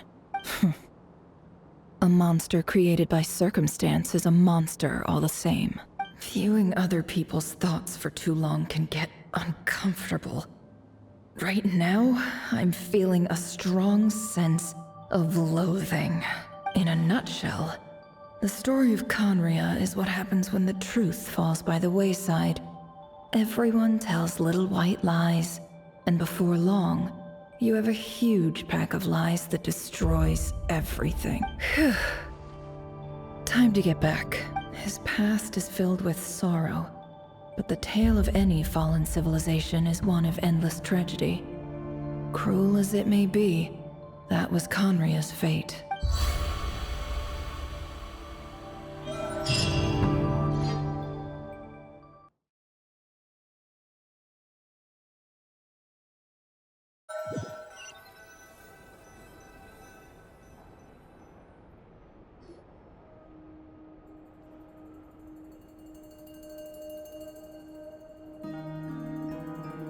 Everyone, I'm back. Can I get a standing ovation? Never! How are you holding up? Feeling okay? She's fine. Boss is a pro. Yes, I'm fine. You will have seen the events of Rerir's life through my thoughts. It's now clear that he is just a regular nobody, driven by personal tragedy, as he said himself. I mostly agree. There's only so much we can know about him from his memories alone, but they did give us a clear glimpse into his life in Khanria. However, I would not consider Rerir to be a nobody. He was deeply involved in the events of that era. Yet, when the catastrophe of a generation strikes, nobody is safe. Sounds to me like you're speaking in riddles again. Is this you urging me not to abandon the people of Nod-Krai in their hour of need? That's not what I meant. Although I do hope you choose to remain a part of the plan. Without you, the mission ahead will be all but impossible. Then try to remember that I respond better to the carrot than the stick. And I don't appreciate being bossed around. Now, as for you, Missy, you were excellent. You stuck to the rules of the ceremony and kept your mouth shut the entire time. Bravo. Cool.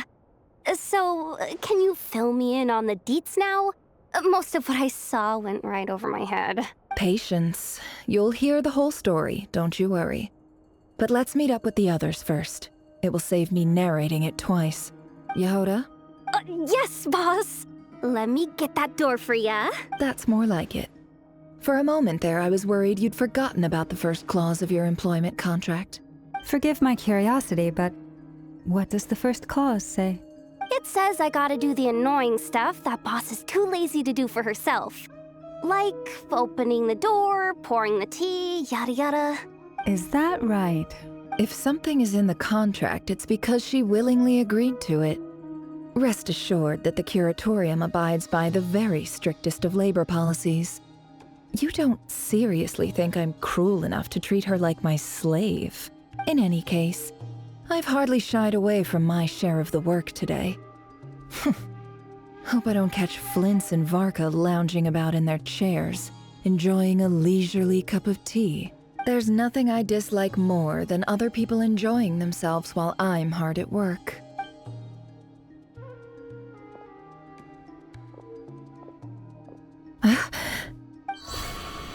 Oh no.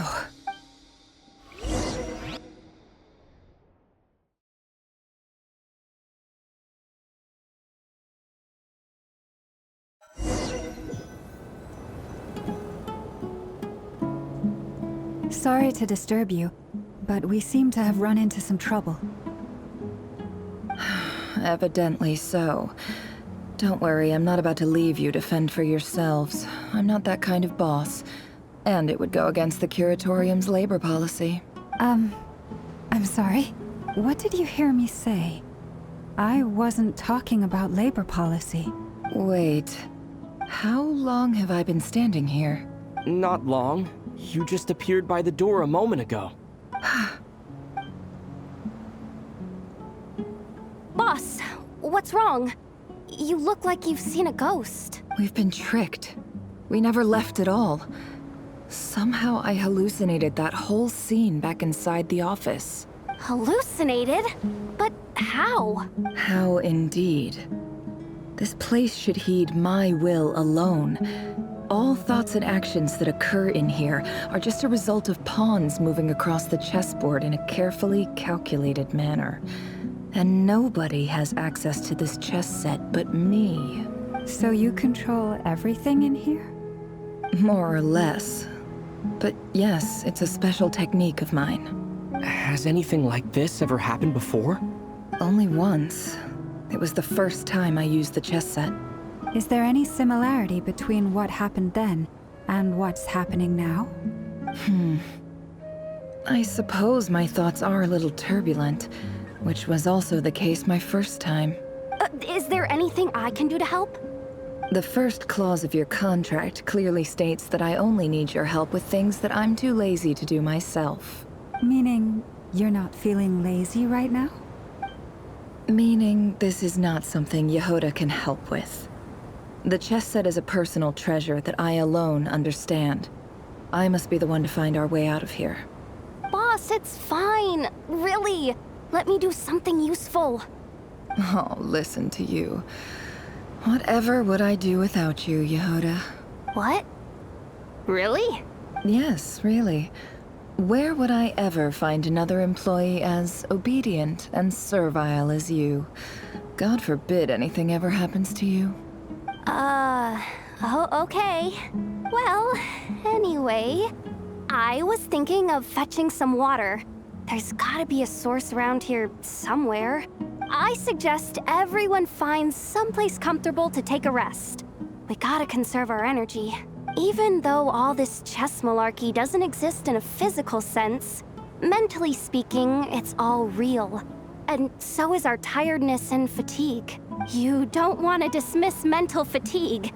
Just because it isn't physical doesn't mean it's any less serious. But anyway, I got your backs, so don't worry about a thing. Don't I have the best employees? Jealous much? If we can find a suitable time, I'd love to borrow Yehoda for a day to help out at the Frost Moon Scions. Would you be amenable to that, Boss Nefer? Oh, Lauma. Have I ever told you just how pretty you are? Beauty runs from the tips of your antlers to the depths of your imagination. Time to rally, everyone. Follow me. As we continue our journey, the same rules will apply. That means stay focused and no talking no matter what we encounter. And don't disturb the chess pieces. You have my word that I will get us all out of here.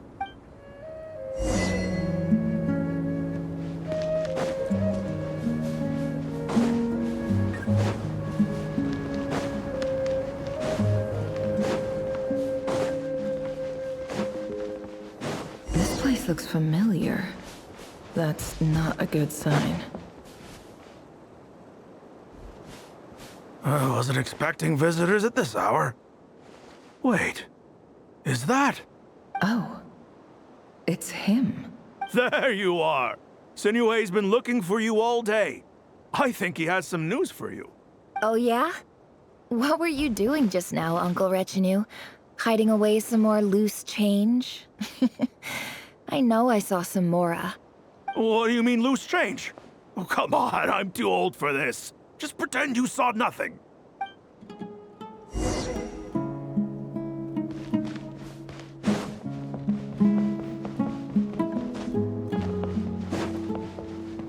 Can't hide the truth.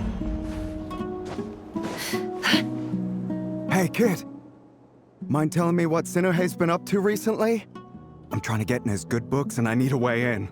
Get in his good books? Why? What do you want with my dad, Uncle Apepi? I've written a new song. I was hoping to showcase it at the next festival, but I'll need his approval. A new song, huh? I'd love to stay and listen, but unfortunately, Uncle Retinue says my dad's looking for me. Well, there's plenty of time and I'm not going anywhere. See that pile of stones? I'll be sitting there warming up my vocal cords. Come find me when you're done.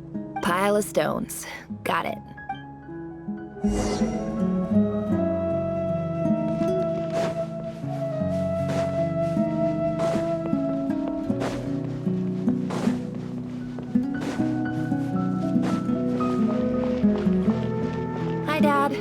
Uncle Retinue said you were looking for me. Ah, there's my little princess. If you'd gotten back just a little sooner, you could have shared the spoils of war with me. Spoils of war? Who were you fighting against, Dad? It was just a figure of speech. The aftermath of a sandstorm is no time to be waging war. I was talking about our war against thirst. I went out to fix our water supply problem, and now I'm back. Which means... We have a well again! That's right. I found a new one and brought back as much water as I could carry. It should last us for a good while. If it wasn't for these blasted sandstorms, our wells wouldn't be caving in. You wouldn't be spending all your time out searching for new water sources. As the chief of our tribe, I'm supposed to be leading us out of hardship and poverty, onto better things. You know how prosperous our ancestors were. I've told you all the stories. And look at us now, squeezed into these hovels. No one would choose this, if it wasn't for the endless wars over the years. But things are looking up. I started working with some folks from the academia a few months back. They gave me some contacts in return for my assistance in the desert. So you're the academia's helper now? Special ambassador, they call it. Think of it as a partnership. It's nothing bad, okay? We've been isolated here in the desert for too long. Seeking opportunities elsewhere is the best thing for us, and the fastest way to progress. So, do you get anything good out of being a special ambassador? Of course. My luck's improving all the time. One day, I swear I'm gonna lead us out of this place. We'll find somewhere new. Somewhere better.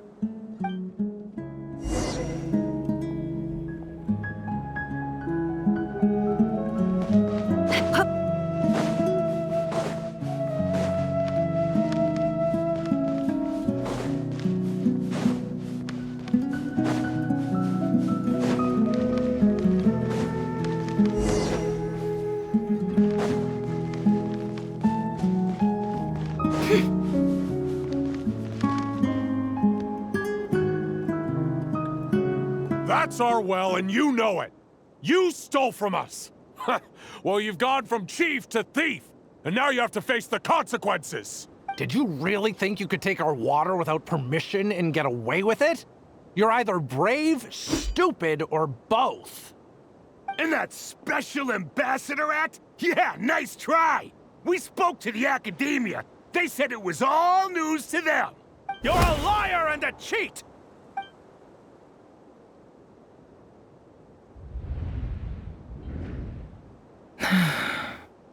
I heard Yehoda gasp, but I don't blame her. Most people are terrified by the sight of blood. Corpses strewn across the ground. The wounds are clearly from scimitars and daggers. The desert dwellers' weapons of choice.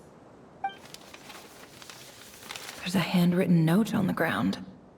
Let's see what it says. Halil, this is Sinuhe, chief of the Shimti tribe. Surely you remember me. I was the one who helped you and your colleagues avoid the quicksand in the desert. This is my second time writing to you. I assume my last letter must have gotten lost in the mail, as I didn't receive a reply. I hope this one makes it to you safely. I'm writing to you because I need some help. That sandstorm the other day completely blocked up our well, forcing me to look for another water source in Iab and Unut territory. It was a matter of survival. Praise the gods. The well of the Iab tribe was intact. It was my last resort. I drew what water I could and left, but not without being spotted. I fear they will retaliate. You told me to write to you if I ever needed help. You said you'd be my ally in the academia. I urgently need you to formally recognize my title of Special Ambassador and send some of your people to assist me for a few days. It's the only way I can convince them that this was the Academia's decision and prevent them from retaliating. This is an emergency. Please send help as soon as possible. Looks like this letter never got sent. The writer died a grisly death, and the letter was trampled into the ground. It's badly defaced. Some parts are barely legible. What a ridiculous lie the surviving Shimti tell. Their whole village was butchered over a sip of water.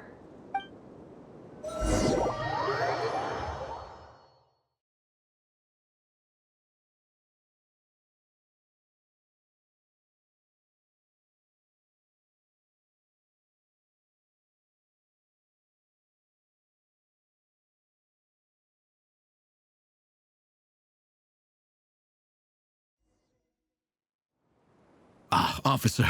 Welcome. Welcome to our humble village. I thought you would at least have the courtesy to provide some respectable libation. This is the finest wine Aru village has to offer. I promise. The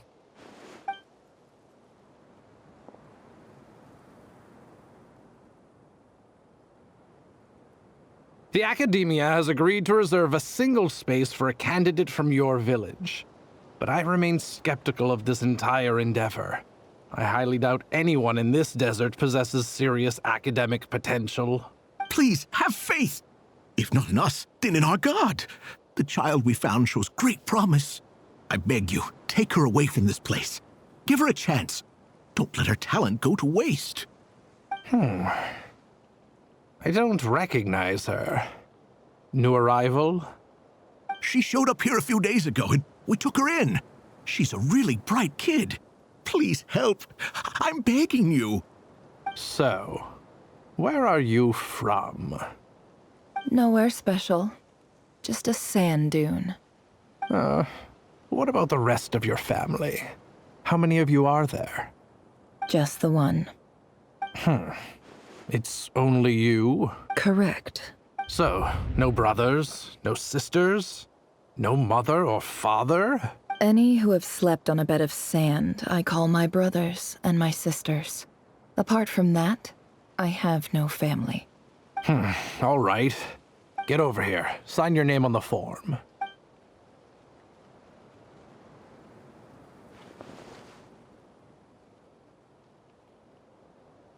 Never? You're rather fair-skinned for a desert dweller.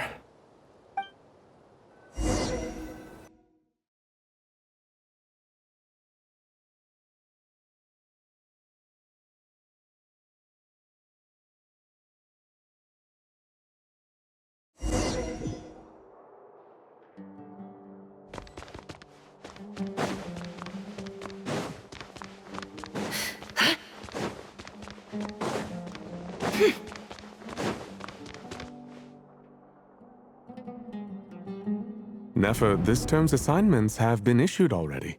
Please read through the materials thoroughly, conduct your own additional research, and then write an essay on the topic. Yes, Professor, I'm aware. I just had a couple more questions I wanted to get your perspective on. Oh? Please ask away. Well, I saw the other students' problem sheets, and I couldn't help but notice that my assignment is much easier than theirs. Do you really think I'm a weak student? A weak student? Goodness, no. Quite the opposite. You have a sharp mind. Almost too sharp. I think what you're saying is, a weak student wouldn't have noticed the discrepancy. And if they did, they certainly wouldn't complain about the lighter workload. You see, sharp as they come. You see things the way they are. And I'm sure you know why they're like that. Because of where I come from. Because I'm different. I'm sorry, Nefer. I don't like it any more than you do. It's just... Anyway, you said you had a couple of questions? What's the other one? I wanted to check. If someone sent me a letter to the Academia, where do I go to collect it? Ah, your family wrote to you. Well, as long as they put your name on the envelope, someone should hand it right to you. Not exactly. It's not even a recent letter. I was just curious where the mail would end up if no one collects it. The House of Dana, I expect. I know there's a box for unclaimed mail somewhere in there, probably sitting on a shelf. Whatever you're looking for, that'd be the place to start. Okay, got it. Thank you, Professor. Oh, don't mention it. Honestly, I feel like I failed you. I'm supposed to be your teacher, but I haven't taught you anything. Hey, don't say that. You're a great teacher, and you do your best for all your students. But the rules are the rules. You're not allowed to teach students like me. It's not just the academia either. The whole world bends over backwards for the successful and leaves the losers to suffer and die. Oh, my dear child. Don't tell me you've given up on life already. I haven't. I just think that if you want to make it in this world, you have to find a way to become successful.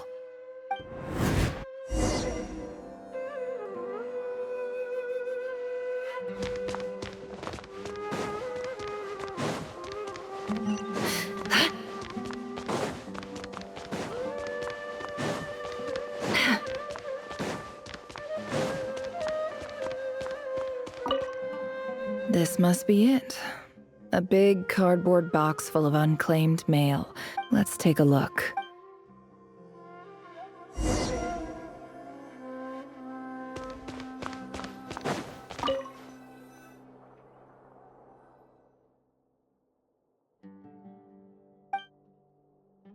A dilapidation survey from Port Ormos. Looks like it's from a Core of 30 representative. This one was never even opened. I guess the recipient didn't care what the Core of 30 had to say about anything. Who was it addressed to? I don't recognize the name, but it must have been a Ksharawar professor. This one is addressed to the Immorta Sage. The title is Changes Observed in Satyavada Life Symptoms. Why do all these letters read like full-blown dissertations?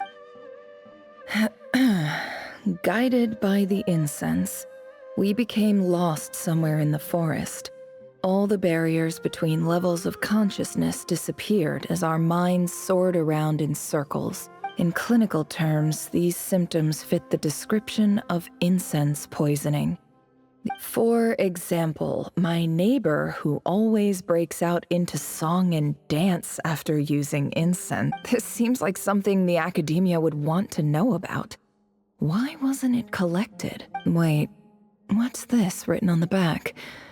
It's so small. The note says, "The sender authored this letter while under the influence of mushrooms. I would send it back, but no return address was provided. Stamped by the Grand Conservator of the House of Dana." This next one is addressed to Grand Sage Azar. A few words of protest regarding recent changes in Sumeru's educational policy. In recent years, the academia has taken on a small number of students from the desert region, as per the policy to this effect. However, it appears to me that these students have not, in fact, been provided with educational opportunities that are, in any meaningful sense, equal to those enjoyed by their peers, as well as receiving dumbed-down assignments and perfunctory tutoring. They do not even have full access to the Akasha system. Education. As Grand Sage, policy decisions are your prerogative, but do not forget your roots. You and I were once students too, as was everyone else in this institution. I do hope you will give some serious attention to this matter. I encourage you to discuss issues like this with myself and others, and listen to some alternative opinions. Great letter.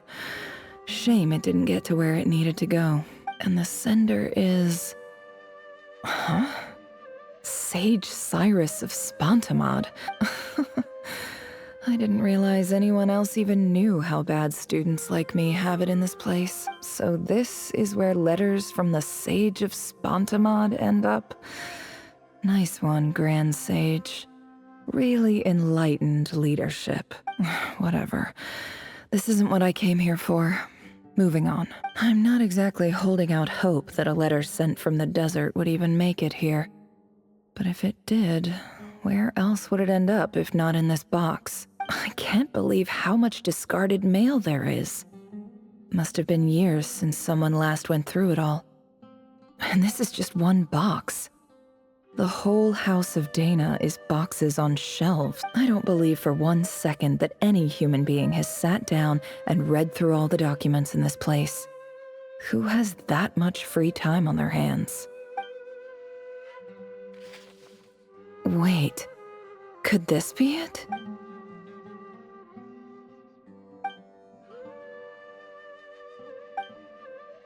Greetings, Halil. My name is Sinue, chief of the Shimti tribe. I was the one who came to you and your colleague's aid when you ran into trouble in the Great Red Sand. I don't know how well you remember it now, but I brought you to safety and gave you some water and other supplies. You seemed very pleased and told me your name. In my tribe, learning a person's true name is serious business, and I therefore see you all as friends. You were kind enough to leave your contact details so we could stay in touch. The Shimti tribe lives a harsh, nomadic existence in the desert. You were sympathetic towards my plight, promising to make me a special ambassador of the academia and help us find a way to make a better living. This brings me to my reason for writing. Our tribe has fallen on particularly hard times, and I would like to ask for your assistance. There was a terrible sandstorm a few days ago, which blocked up the well in our land. To ensure my people's survival, I had no choice but to venture into Iyab and Unut territory in search of an alternate water source. The Iyab and Unut are descended from the Thamudians, while we trace our ancestry to Tulatala. We worship the Lord of Flowers and have had relatively good relations with our fellow tribes up until now. I found a well belonging to the Iyab tribe. They declined to help us, but I really had no other option, so I took some water to keep me and my tribe alive. My actions are certain to incur their wrath. When we met, you assured me that you would be my ally in the academia. I would like to take you up on that offer, because I really need your help. I wonder if you could send an academia representative to meet with me. That aside, the last time you were here, you mentioned that the academia had started accepting students from the desert, and I told you a little about my daughter, Nefer. We have next to no resources here in the desert, and my power and influence are limited. Would you consider enrolling my daughter at the academia? She is a smart girl. I know she won't disappoint you. From the outset, the academia never took you seriously. Those things they promised were just empty words. I doubt they even remember the name Sinue. And you were so emphatic that your luck had finally changed for the better. You swore you'd lead us to a better place one day. You spoke with such conviction, like you were the most powerful chief in the whole desert. You liar. You lied about everything. You promised the world and delivered on none of it. And who fell for it? Just me, by the looks of it. Despite your best efforts. Which makes you a pathetic liar. You weren't even any good at it. I think I'll take over from here. Let me show you how it's done.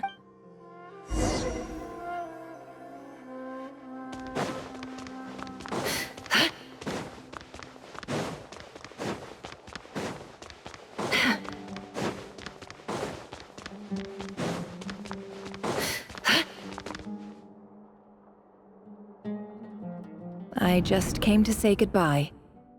Thanks for everything you've done for me in my time here. Nefer? You packed your bags. Where are you going? I'm quitting. Something's come up in my hometown. Gonna head back and deal with it. Huh? But this was a hard-won opportunity for you. You know that better than I do. It was. But it doesn't matter. I have more important things to deal with, and they can't wait. Oh, and I didn't want to overfill my bags, so I left some incense on your desk. What's wrong? I thought you liked incense. Although, I did read somewhere in the House of Dana that it has hallucinogenic effects. Don't use it all at once, all right? Isn't this the stuff you brought from your hometown? You're just letting me have it? But you said it's a rare and valuable commodity. Yeah, about that. I lied. It's not rare at all. There's this bunch of ruins near my hometown that are practically overgrown with this plant. It's not worth much. Keep it, it's fine. But never... All right, that's all from me. You take care.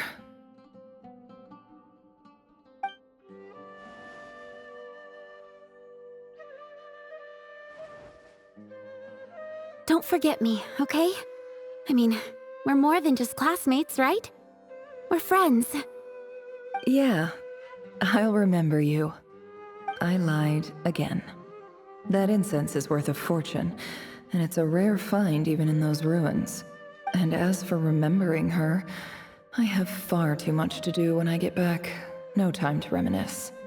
I'll be lucky if I even make it through this alive. But either way, I expect I'll forget you pretty quickly.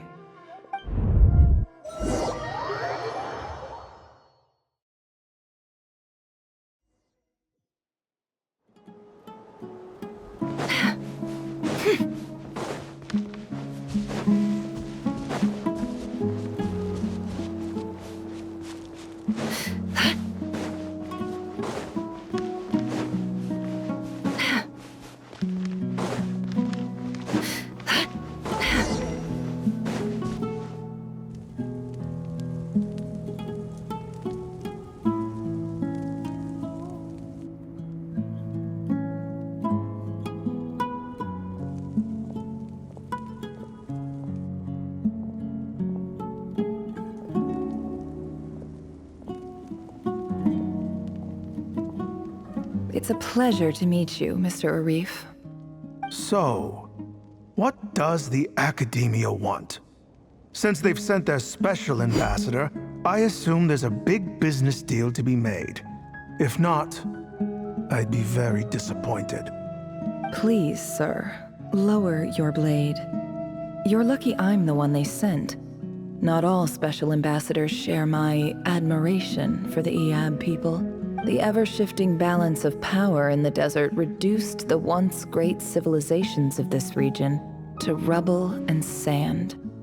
But the story of the Iab has a very different trajectory.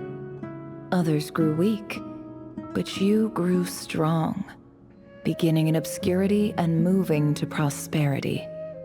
You're the only ones who defied the trend. Huh. So, you do know who you're dealing with? This well is the perfect symbol of your strength, is it not? It used to belong to the Unut, but it looks like you have control over it now. You're not wrong. But I'm sure you didn't come all this way just to flatter us. Of course not. I came to bring you some very good news. Some information that recently came to light, which might just be your ticket to freedom. Records uncovered by the Vahumana Darshan show that a certain well currently under Iab control is built on top of some ancient ruins. These ruins are of great archaeological interest to the Academia. I checked the map carefully on my way over here, and I'm confident that this is the well in question. The Academia is offering 50 million mora in return for excavation rights. 50 million? No, wait. If these ruins are as important as you say, 50 million's a little low, don't you think? Don't get greedy, Iab. We know far more than you think. We know that you seized this well by force. Wasn't that the first step in your rise to power? To drive away the Unut and steal their water supply? So what if it was?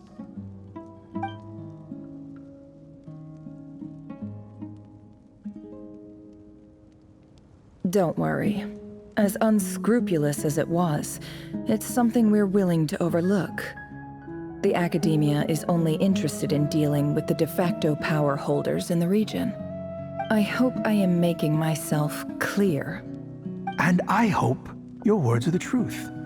If I find out the Academia is trying to play me, I'll hunt down every one of your people and make you watch as I cut their heads off one by one.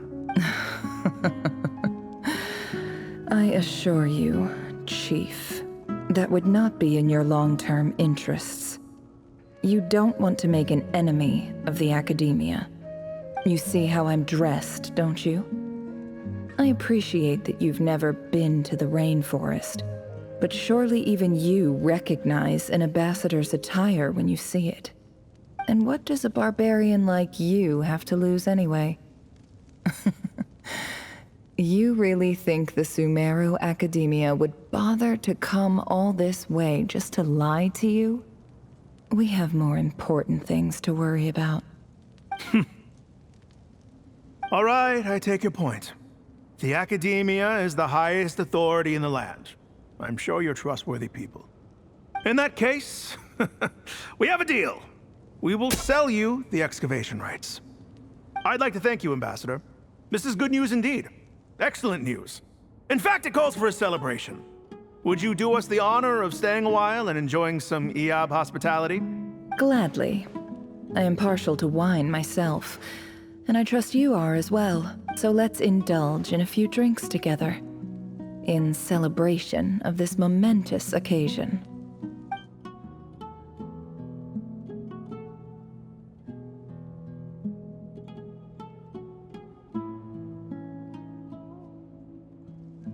Chief! Chief, it's an emergency! It's the Unut. They've taken the well. What? Well, don't just stand there. Take it back. Yes, Chief. I have every confidence in the Eob's military superiority, and yet... What is it? The Unut's response was alarmingly fast. The day after we reach a deal, they seize the well. This can't be a coincidence. Perhaps there is a traitor in your midst. I don't think so. I am obliged to remind you, Chief, that the Academia will only deal with the de facto power holders. If you cannot regain control over the well, I'm afraid you won't see a single mora of that 50 million. No! Please, Ambassador, just give me some time. I swear the Unut will not get away with this. That well is ours, and so is the mora. Glad to hear it. I will wait here for an update. If there is a traitor, I will find them. In the meantime, make yourself at home. I'll report back as soon as I have an update. Much obliged. Wow. All it took was a few words and I've got him wrapped around my finger. What an amazing feeling. So, in summary, Ambassador, the Academia would rather negotiate with our tribe instead of the Eob, yes? The Eob are ruthless murderers who don't listen to reason. And now they have the gall to interfere in our research projects in the desert region. So let me ask you, Chief. If you were the Academia, what would you do? Kill them all, of course. Precisely. The Academia does not tolerate those who stand in our way. The Eob have held back our academic pursuits for too long, and our patience is wearing thin. At the same time, there is simply no way that the Academia can be seen to be intervening in desert affairs. I'm sure you understand where I'm coming from. We have our own rules out here. If the rainforest dwellers raised arms against a desert tribe, you'd start a bloody war. Right. We can't confront them ourselves, but we can support their enemies. The Unut have always had strained relations with the Eob, which makes you our natural allies. Natural allies. Weren't the Eob your allies once? You were quick to send them after us to protect your interests back when we stole that water. And now look at you. You're at each other's throats. Let me be clear. The Academia wishes to collaborate with the legally recognized rulers of the desert in this matter. We are asking for excavation rights to that well, and our offer is 50 million mora. Say no more. I believe we have an understanding. Good. Then I suggest you get to work. Get us access to that well, and the mora's yours. You see, Dad? Lying is easy when you know how. People will believe anything.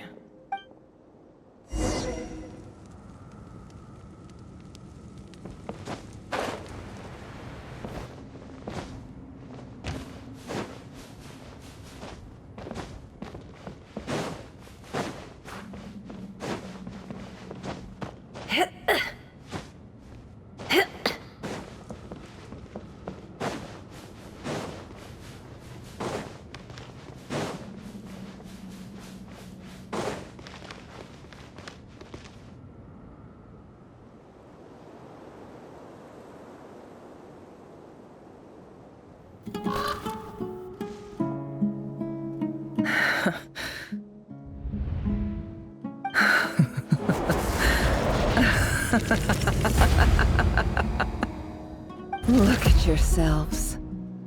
You may be vile, savage monsters, but your butchered bodies bleed like any others. You're no different. You're nothing special at all. The monsters who destroyed my home, they're just ordinary, petty human beings. What a joke. I think we're even now. Maybe I've even done the desert a favor. It's a better place without all these people around. Oh, Sinuhe, my gullible fool of a father.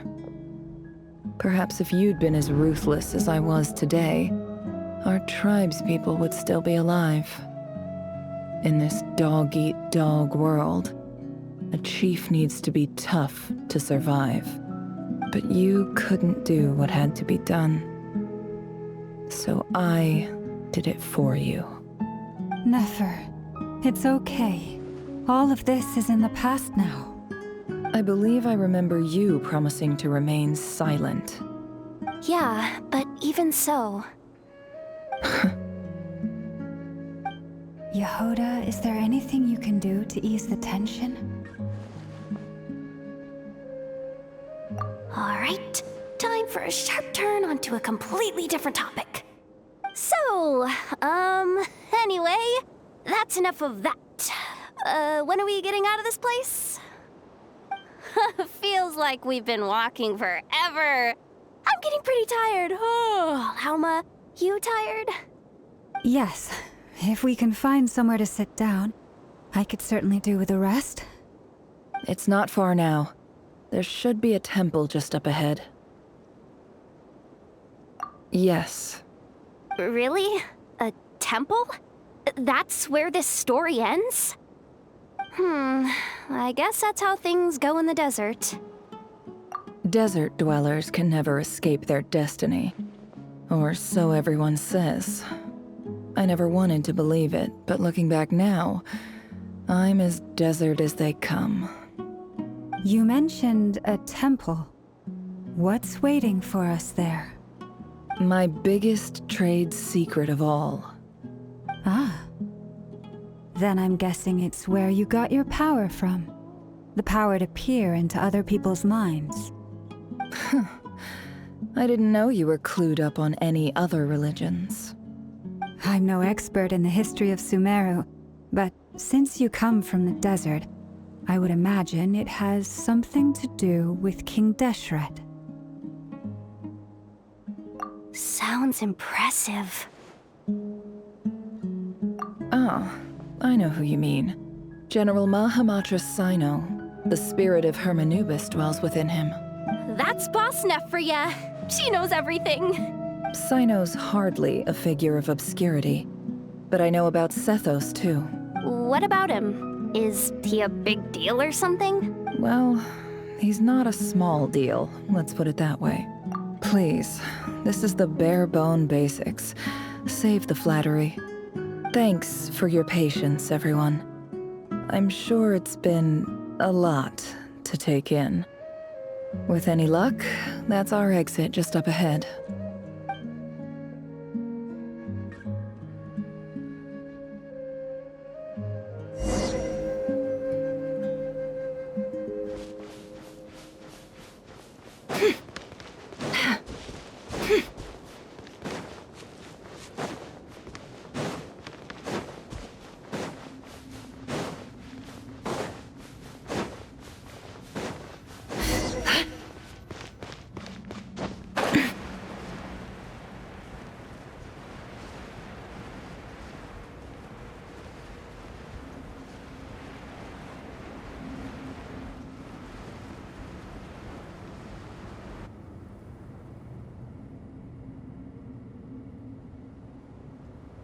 Uh-oh.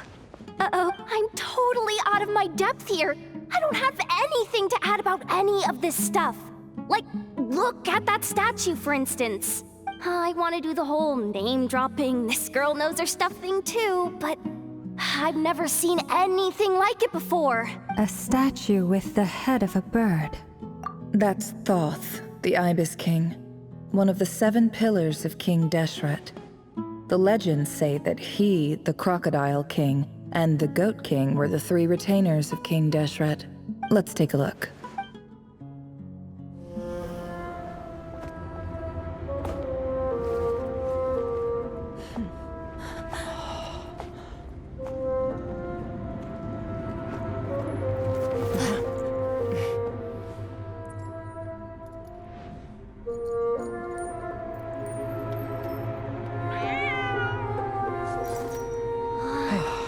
It's just Ashru.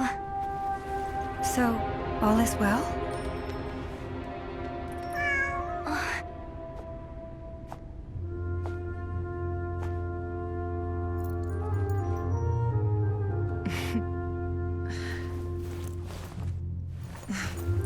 Typically speaking, at this point, the world disintegrates. Then we find ourselves back in the outside world. Besides, these are my memories. There's nothing to fear. You're sure? Of course. It's almost over.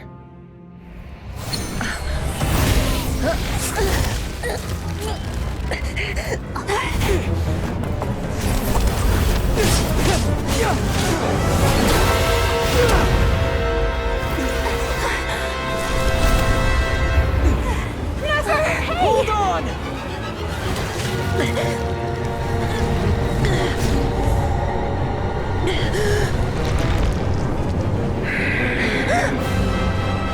Knowing too much is always a death sentence.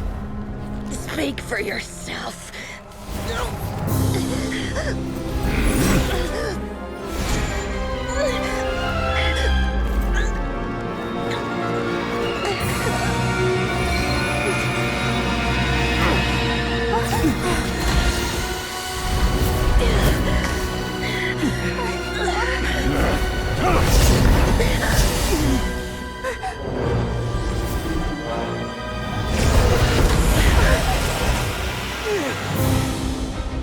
How repulsive.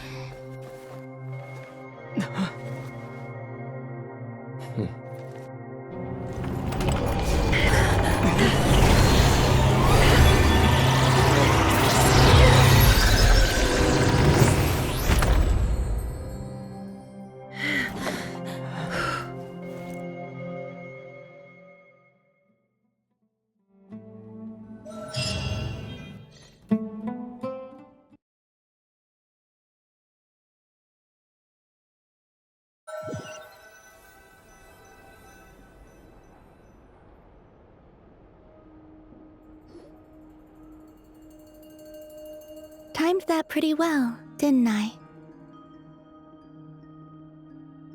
It's okay.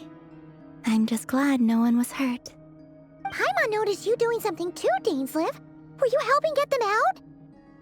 Of course. When I asked Nefer to conduct this investigation, I was not naive to the dangers involved. I had a duty to ensure your safety. Good to know your sense of justice is still intact after all these years. I take that to mean that you saw the truth. That comes as a great relief. I certainly did. And thanks to your help, I also managed to trap Rerir inside the chess set. Whoa, really? How'd you manage that? Well, to be honest, I sensed that something was wrong long before we made it to the temple. By using this fragment to probe into Rerir's past, well, the monster formerly known as Rerir, it seems I alerted him. I was tracking him, then he caught on and started tracking me too. Can't say I'm surprised. But how did he track you through your thoughts alone? That shouldn't be possible. Rerir was a secret agent who reported directly to the Vinster King. He is an expert at finding a trail and hunting down his pursuers. No wonder. He infiltrated the chess set, read my thoughts, and built a new virtual chess set inside of it. That's why we weren't able to leave at first. Speaking of your chess set, it's quite a remarkable item. Would I be right in thinking you have some connection to King Deshret? You overestimate me. I only have a connection with one of his underlings, the Ibis King. You all saw how this came to be. A long time ago, the Iab massacred my tribe, the Shimti, in our home village. A few years later, I enrolled in the academia, where some new information came to light. The Unut and the Iab fought a bitter battle over the rights to a well, all for the sake of a non-existent 50 million mora. The Iab ultimately won that confrontation, but their victory came at the cost of almost every warrior in the tribe. The final blow to the Iab came at the victory feast, when an Unut assassin beheaded their chief right before my eyes. The remaining Iab fled and have been scattered to the winds ever since. Having gotten my revenge, I returned to my hometown, where to my surprise, the nearby temple was still standing. There it was, seemingly immune to the relentless hostility of the desert, while my tribal home lay in ruins. As I stood there gazing at the temple, I noticed a cat just outside. This cat, as it turned out, was home to the spirit of the Ibis King. He led me to a gate deep inside the temple, and there he made a deal with me. This chess set is my gift from the Ibis King. The chessboard within is made to the same specifications as the one in the mausoleum of King Deshret, and represents his power of piercing analysis. With this chessboard in its container, I gained a certain ability to perceive hidden secrets. Now, you could conclude that the Ibis King simply wanted to give the people of this world the power to seek the truth, but I don't believe that's the full story. Every god plays favorites. Their hearts are as fickle as any human's, full of secrets, perversions, egotistical tendencies. But precious few gods are willing to admit this. It is the same with all powerful forces, including fate itself. Their gaze falls preferentially upon a select few. As you rightly point out, this is an act of favoritism. If you're alluding to the Abyss, then yes, I agree. Gather the others. It's time to share everything I've learned.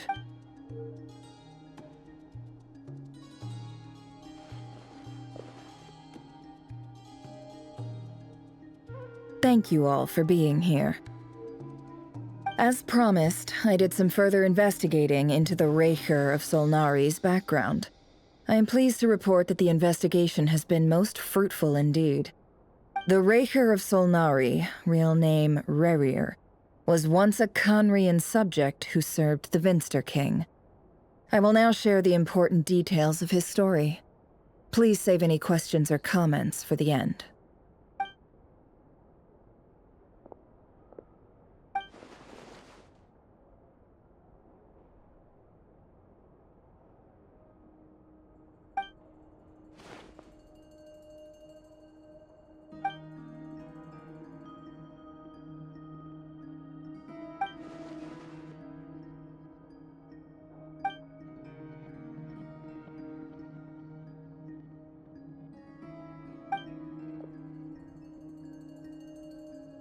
So that's why he's so obsessed with the moon.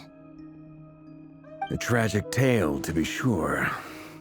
But it does not excuse his many transgressions.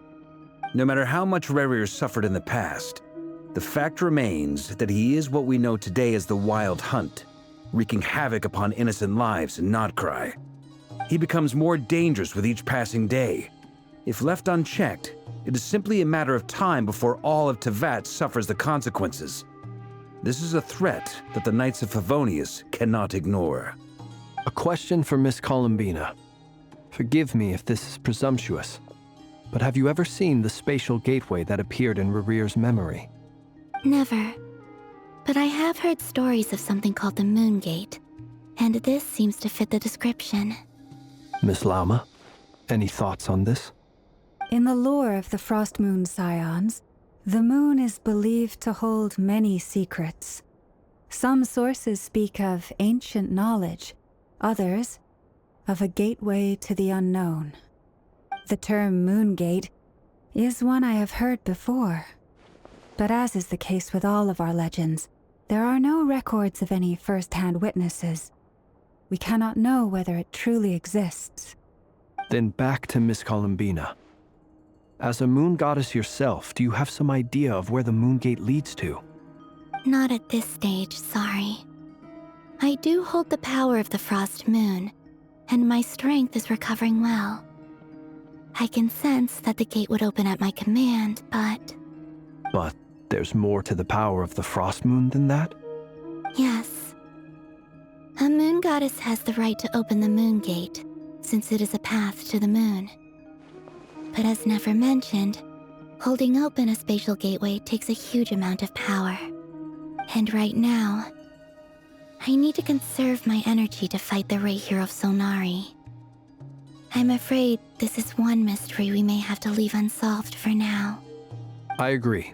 Better to save your strength. But if you'll humor me for a moment, I have a bold conjecture of my own regarding the world beyond the gateway.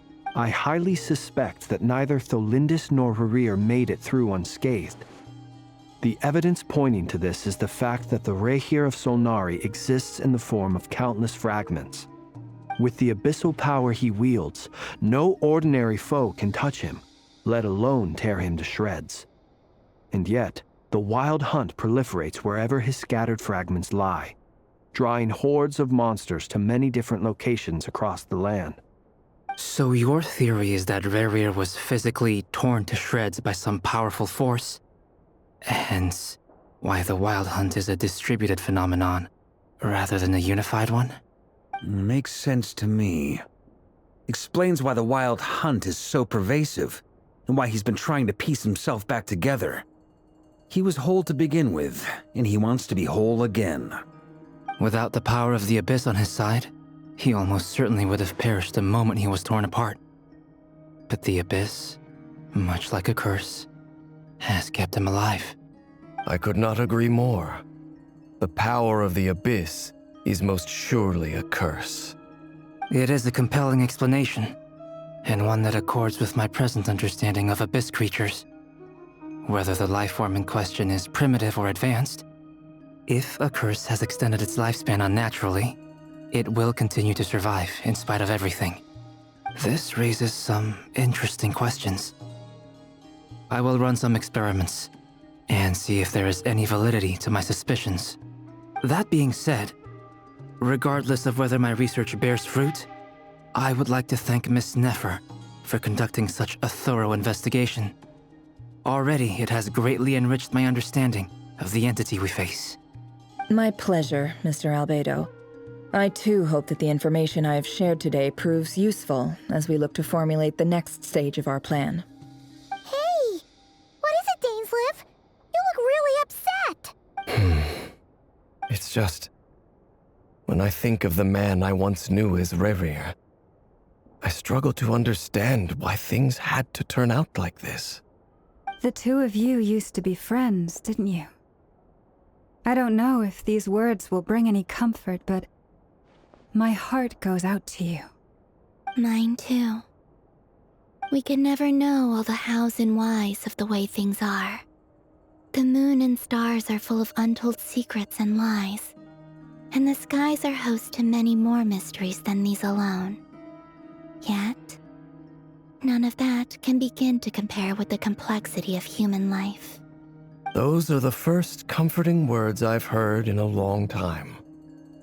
Thank you, both. Well, I think this is a good place to end today's meeting. I'm sure Nefer needs some time to recover. She's been through an awful lot today. That's very thoughtful of you, Lama. Of course. Sounds good to me. Take some time to rest and digest before we reconvene to nail down a plan.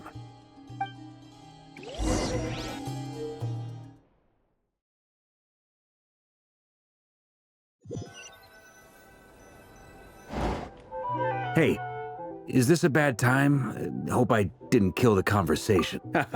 No need. Come on, let's talk outside.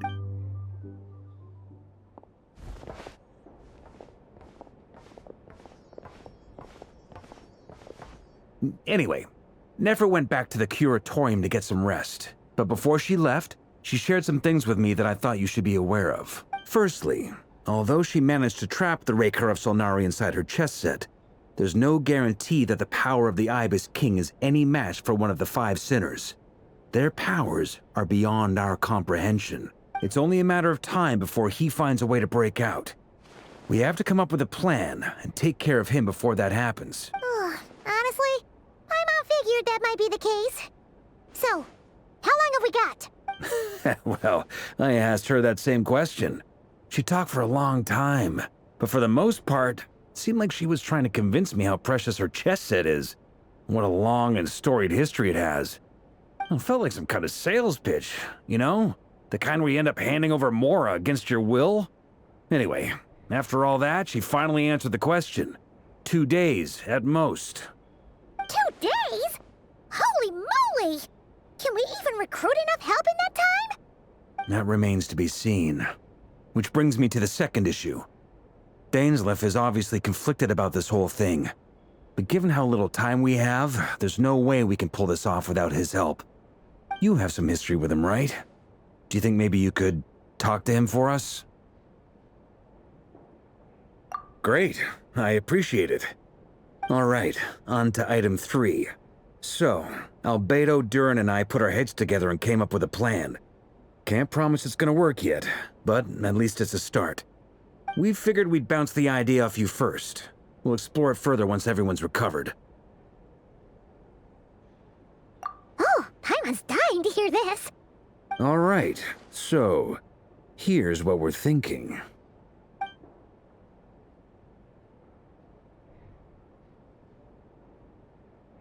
We felt a little uneasy about roping you into this. I mean, firstly, you're not locals, and secondly, none of us are your boss. You're well within your rights to refuse if you so choose. Roping us in? Why would you even say that? We know the stakes here. It's all of us against the Reher of Solnari, or none of us stand a chance. I choose my words very intentionally, I'll have you know. I like to think there's an art to striking a down-to-earth tone even when the stakes are through the roof. Sir Varka, I have a few thoughts about this plan. I'm all ears. I think we can be more flexible with how the roles are allocated. In my view, the most sensible lineup would be like this.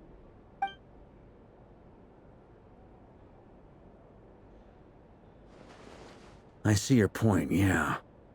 But if that's how we're going to approach this, you'd better make sure you're ready. To be clear, I don't doubt your abilities. Far from it. I just want to make sure. Are you really willing to take all this on? I want to do everything within my power. The Rahier of Solnari is a truly fearsome opponent, and if I do my part, it'll greatly reduce the risk for everyone else involved. Well, that tracks with what I've heard. Jean's mentioned in her letters that you're so diligent it's almost abnormal. As in, most people weigh up the risks and rewards in situations like this. But you seem to just march towards danger without a moment's hesitation. Of course, everyone appreciates a fearless pioneer. But all that aside, I'm the Grand Master of the Knights of Favonius, and you're our honorary knight. I want to make sure your courage doesn't come at the expense of your safety. Thank you, Sir Varka. I should be the one thanking you. It means a lot to have you on board. I'll give some serious thought to your suggestions.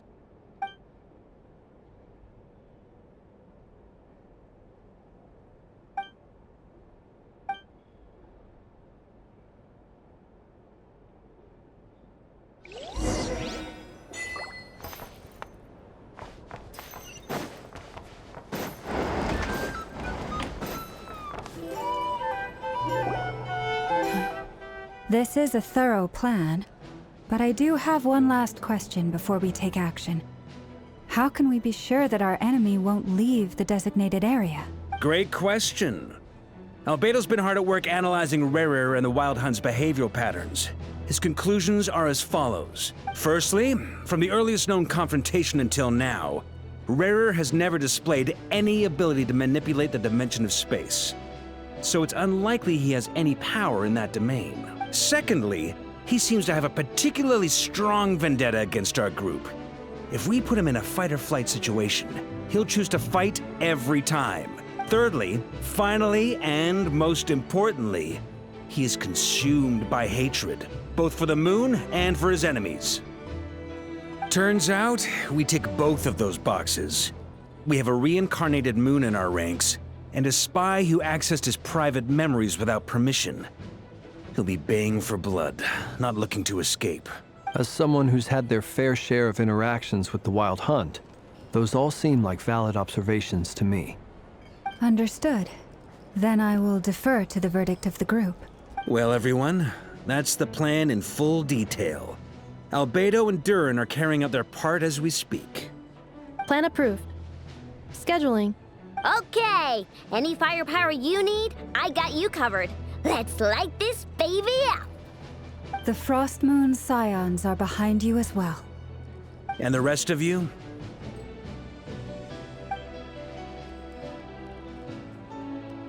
No objections? All right, then it's settled. This is the plan we're going with. Next up, an old tradition of mine. Anyone who wants to back out, now's your chance. Wait, we can still back out of this? Everyone says things they regret, right? I don't want anyone feeling trapped because their mouth said yes before their brain had time to think things through. A very people-first approach. I hear that's common practice in the Knights of Favonius. Heh. Who'd you hear it from? D-Luke? Shh. We don't use people's real names at work. This contact will be known only as Owl, please and thank you. This plan can only work if everyone does their part. Flint's and I will absolutely support it. We shall indeed. You'll be glad you accepted our help. Also, you are the last person I expected to see here, Miss Dory. It's not often I get called Dory in a work context. My peers usually call me Lord Sangamabe. So, the longer your name, the higher your net worth. Is that the idea here? In that case, Mr. Flint's here must be worth a fortune. That's right, I know your full name. It's... The walls are thin here. I'd appreciate you keeping that a secret. Okay, fine. I'm actually only here as a favor for someone else. Do you have any idea how much it would cost to hire me otherwise? Oh, does this mean someone out there actually has the power to boss Dory around? It most certainly does not. We have a long-standing and mutually beneficial business partnership. She's actually the mom of a friend of yours, said Mom supplied me with a great little trinket, but now that lady's ruined everything. If I don't start building a little goodwill now, my whole business in Nod-Krai is gonna go down the drain! Okay. So what exactly is so special about this pendant? It's a lucky charm that a great mage made for me. We have a business relationship, and she was worried that something bad might happen to me. So, she wanted me to have something that can store power to protect myself with. I finally got it all fully charged up with Kuvaki, and then never went and used it all up at once! Never lost so big in my life! You're right. It was all my fault. I didn't mean to drain all the Kuvaki in the pendant, but I'll make it up to you. You will? Well, in that case, how about you give me your chess set, and we call it even? I knew you'd say that. Well, it's yours if you want it. In fact, take it now, and I'll even throw in a free Raker of Solnari. Deal? You're putting me in a difficult position here. It's a very useful thing to have around, but I have a funny feeling it won't be around much longer. I guess we'll see in a couple of days. Looks like bankruptcy for me. Hey, don't be so pessimistic. See this through and you never know. You might find a new business opportunity on the other side.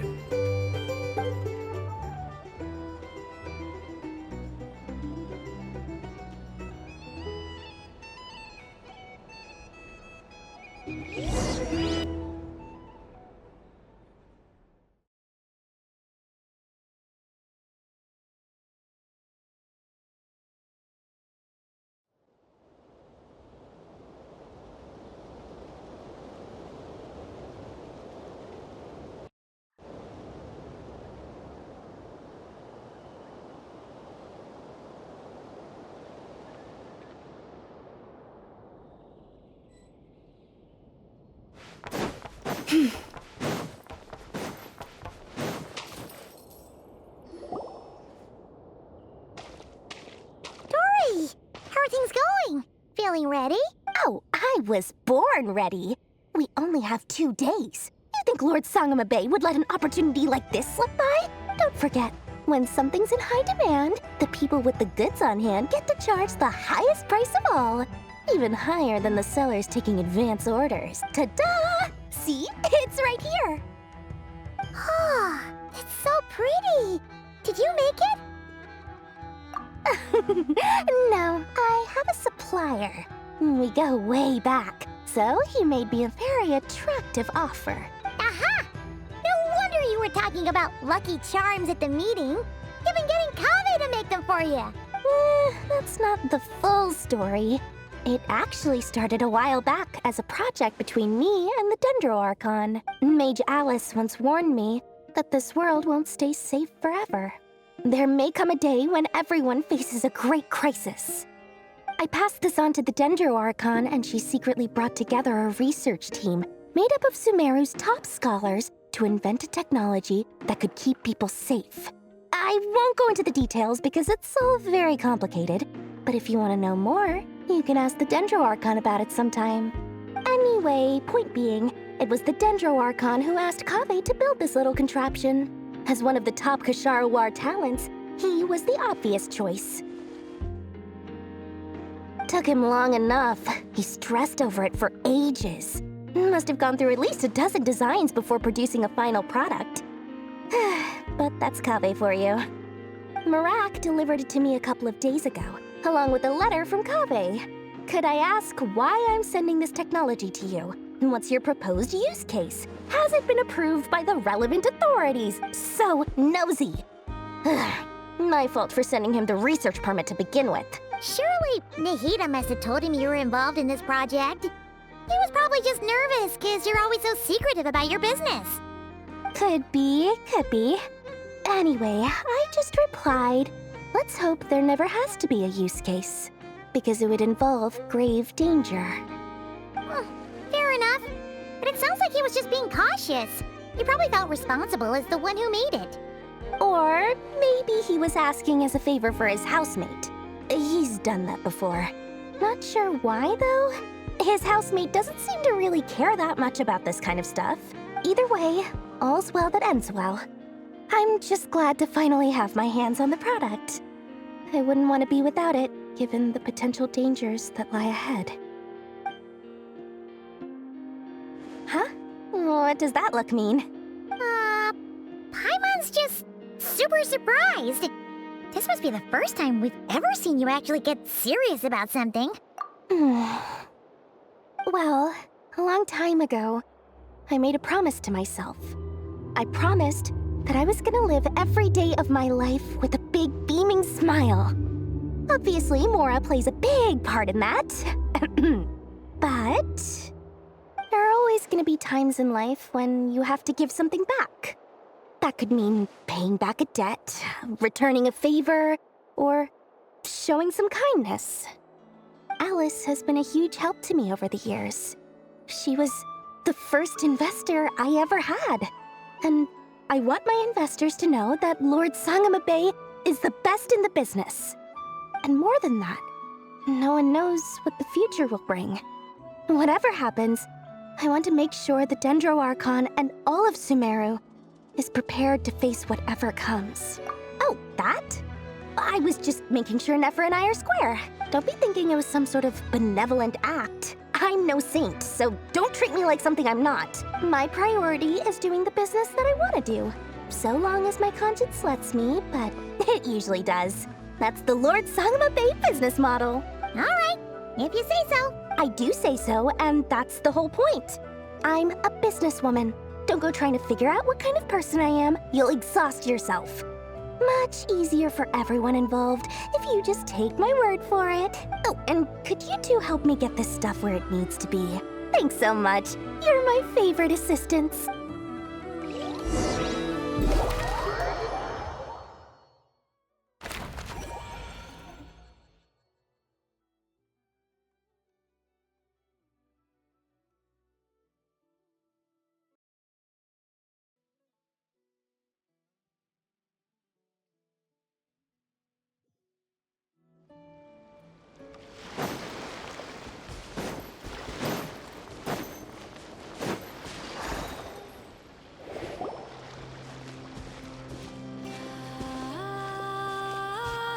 Traveler, Paimon, it's good to see you.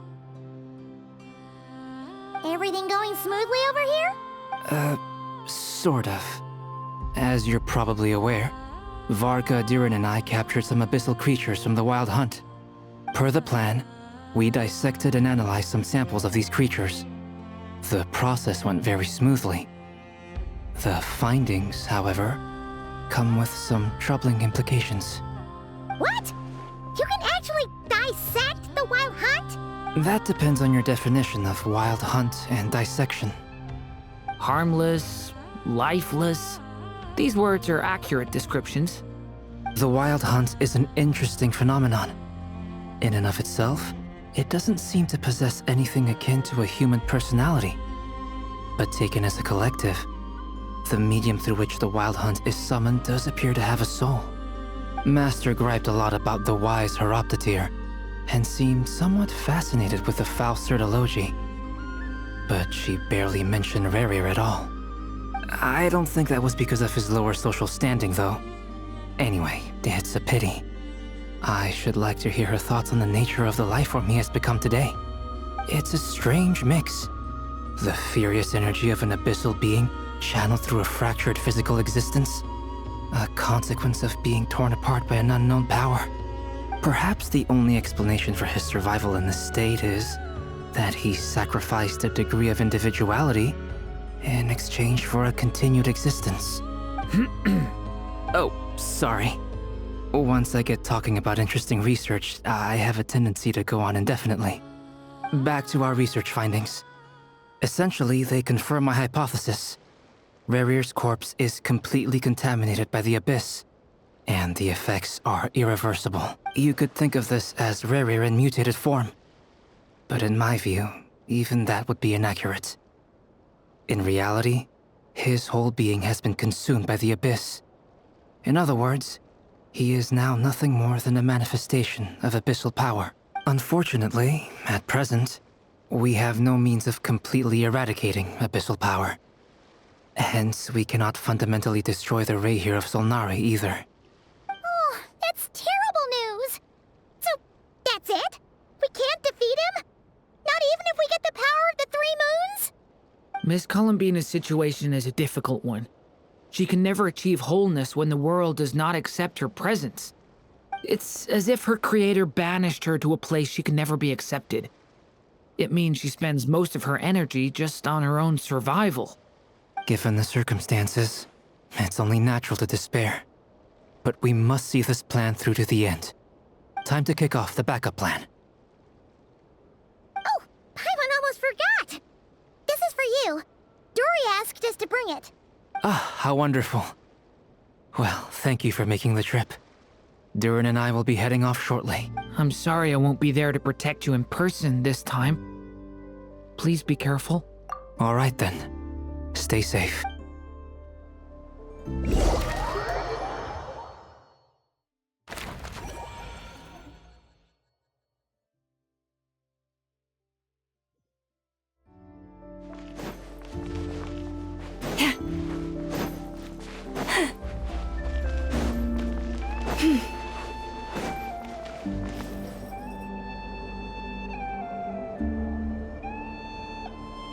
Miss Lauma, is everyone here? Yes. The fate of my flock is in your hands, Grandmaster Varka. Please keep them safe. My lady, what are you saying? Within the next 24 hours, we will face the biggest crisis the world has ever seen. This is not a burden that we deserve to bear, but I believe that we reap what we sow in this life. So I intend to act. I must do what I think is right.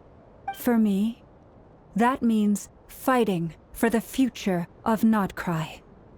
This gentleman is the Grand Master of the Knights of Favonius, Varka, Knight of Boreas. In my absence, please follow his lead. Hey, everyone. Guess I should introduce myself. Well, to start with, I know my way around a battlefield. Biggest strengths are honesty and hard-workingness. Anyway, point is, I don't intend to let Lauma down. I'm gonna do everything in my power to keep every last one of you safe and sound.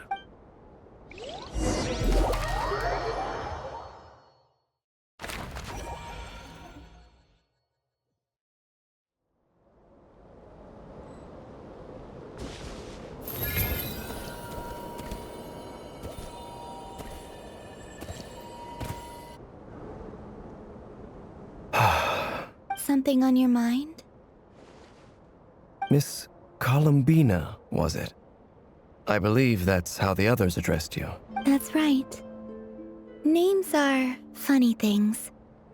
Have you always been called Dainsleif? Yes. I take it your own name has a more complicated history. I have a different relationship with names than other people. To be honest, I'm not even sure that Columbina is my name. At least, not in the same way that Dainsleif is yours. But it's what everyone calls me, and I go along with it. A lot of my life has been that way. I get so used to things that I forget to question why they are so. I never used to think much about where names come from, or what they mean to people. Maybe something's wrong with me. You're different from other people. I sensed it the first time we met. You're more perceptive than most. I'm sure your long life and rich range of experience explains that. Do you ever find yourself missing Conria, Mr. Dainsleif? Difficult to answer.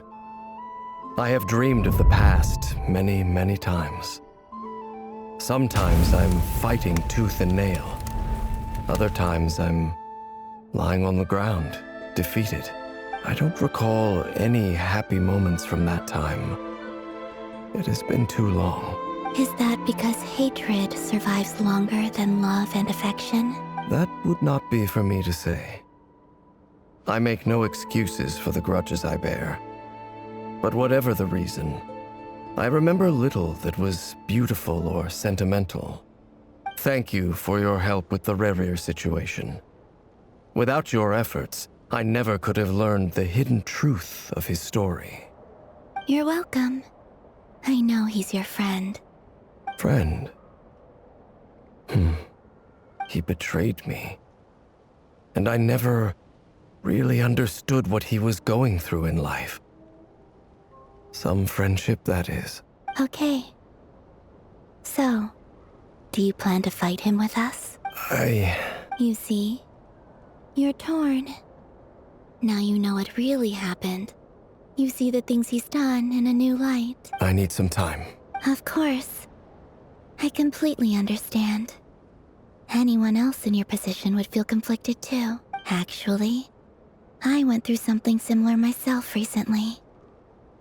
Something happened that changed my perspective on a situation. A situation I took for granted at the time, but now I feel very grateful for it. You mean the Harbingers who still support you, even though you've left the Fatui? Yes. I always thought they were only helping me because Harbingers are forced to work together. But then I abandoned them. A warrant was even put out for my arrest. And even now, they still support me. Which means I was wrong about them all along. Clearly, they view you as a friend. I feel a little guilty now. I regret not seeing her help for what it was, and not treasuring it. I see the guilt that you're feeling now, because I feel it too. Hopefully, talking about it will do us both some good. Have you noticed that the Traveler and Paimon are over there? I think they've been listening. Huh. Shall we say hello? Sure. Hello. Ah! It caught us!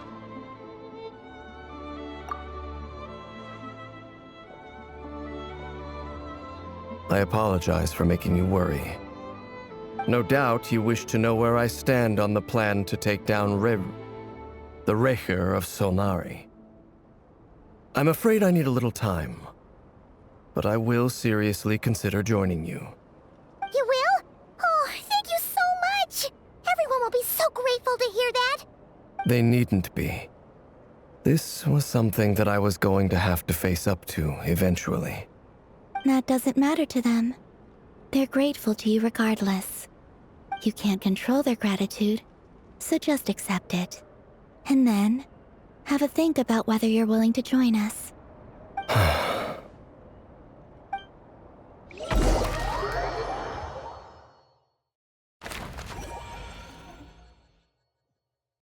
It's nearly showtime!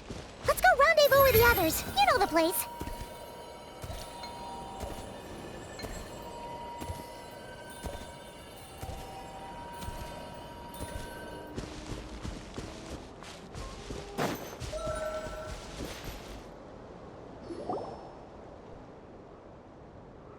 Ah, you're earlier than I expected. Hey, Flint's! Been waiting here long? Not too long. I came a little early so I'd have some time to think. Are you nervous about the battle? Quite the opposite. I'm reminiscing on my past battles. When I was awakened by the Ratniki, I had not touched a weapon in many years. I felt like the battlefield was not where I belonged, but after waging war against the Wild Hunt for so long, I came to realize something. A life of absolute peace is simply not a possibility for me. My restless flame indicates that somewhere inside of me, there is a deep yearning to root out the evil in this world. Ooh, that doesn't sound like such a bad thing. Well, in the past, when I was a Fae whose primary concern was hibernation, it was hardly ideal. But it certainly serves me well here in the present. And I am delighted to be able to join forces with you in this endeavor. Looks like I'm not the first to arrive. Ah, Miss Lauma. Did you sleep okay last night? I struggled to settle down at first, because of the nerves. But don't worry. I got enough sleep in the end. I'll be just fine. Please, I'm just doing my part. Never! Ino asked me to relay a message. She said Inepha will be on high alert and keep a close watch over all secondary districts where defense is required, providing support as necessary. Meanwhile, Ino herself will provide range support to us directly, using her latest invention. Excellent. My thanks to all involved. The chess set's looking a little unstable. It won't hold him much longer. We should be prepared to engage at a moment's notice. No sense sitting around waiting. Let's make the first move while we still have the option. I agree. Paimon, find a safe hiding place. Got it! Be careful, Traveler! I will.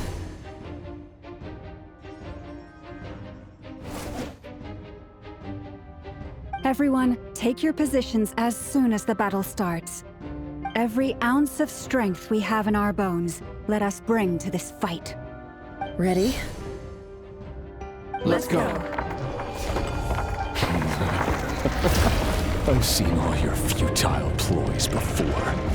You have become the authors of your own demise. I wouldn't be so sure about that. You are merely a moment of sport before I tear down the moon.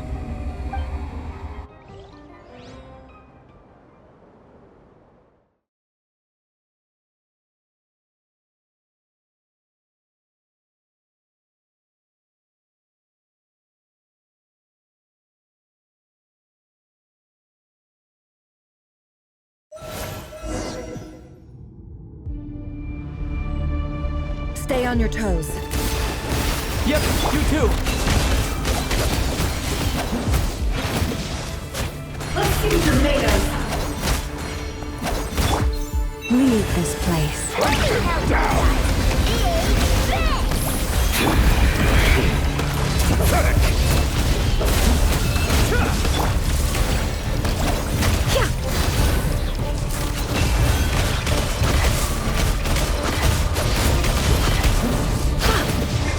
No more lies.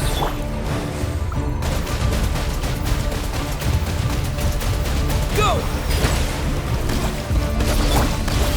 Close your eyes. Be silent. Night falls. The moonlight betrayed The everlasting forest, lush as the moonlight. Hunt them down! Yeah! The moonlight! Futile! Hunt them down! Can't hide the truth.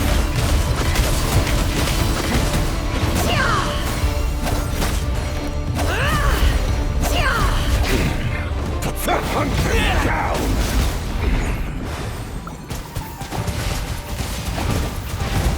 Water jet! Receive my blessing. Move! Close your eyes. Do you fear the dark? It's all futile!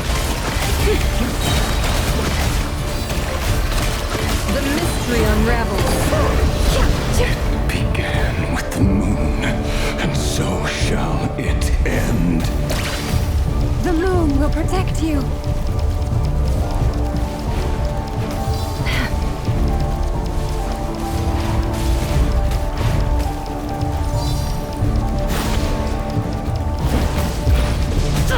Absurd. Lush as the moonlight. Do you see now?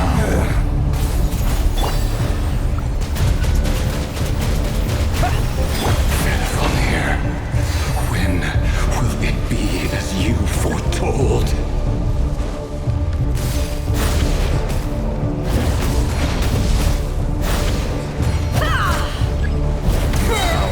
You're not welcome here. The deception ends here. It all adds up. Be silent. Do you fear the dark? It's a grave situation.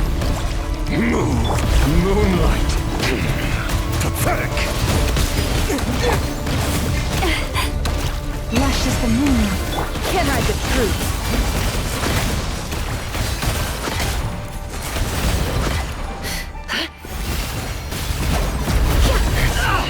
Futile! Branch is a song by the Frostman of old. Observe. Close your eyes. Fear the dark. Hunt him down! The mystery unravels. It all adds up. Moonlight! Pathetic!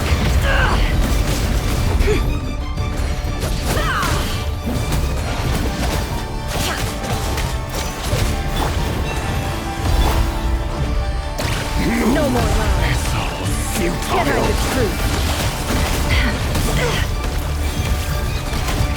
Hunt him down! The deception ends here. Water jet! Time to go clear. Time to go clear. Futile! Forest, protect us. Down! The moonlight! Night falls! It all adds up. Your little game of heroics is over. The moonlight! Let's go first.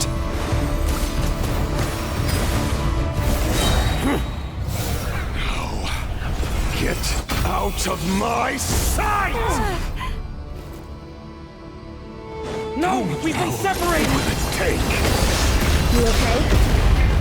Never! Where are the others? Stuck outside the barrier. I guess it really doesn't like us. I'll run my torch, hide forward. Knowing too much is always a death sentence. Be careful what you wish for.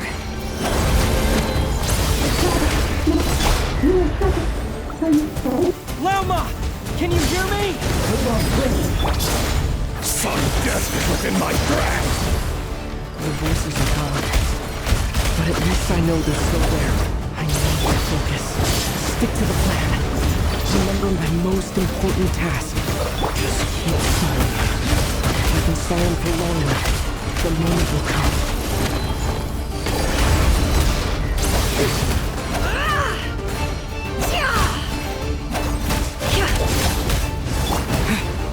Destroyed! Reborn! How much power will it take? Bombs away! It all adds up. Time to go clean.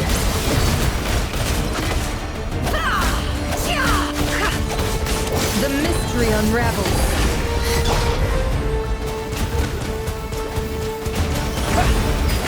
No more lies. Time to go clean.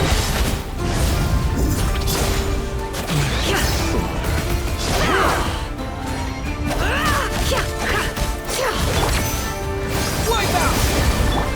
The deception ends here. Destroyed! Reborn!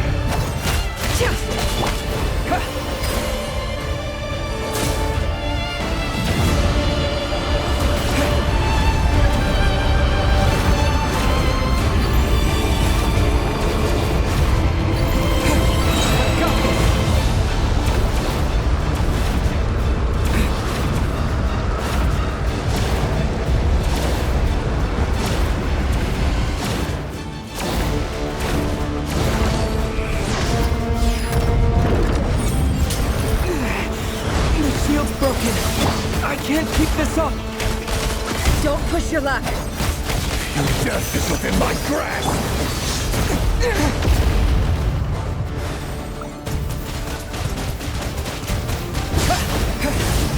Can't hide the truth. It all falls into place.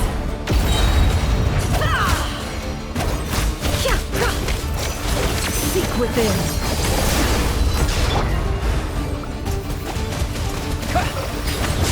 Bombs away!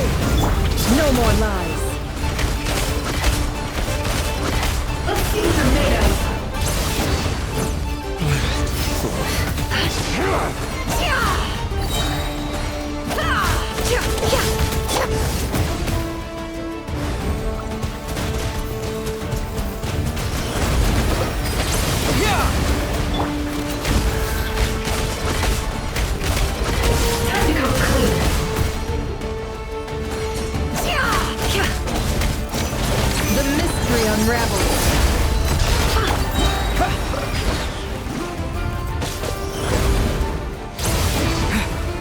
unravel. It all adds up.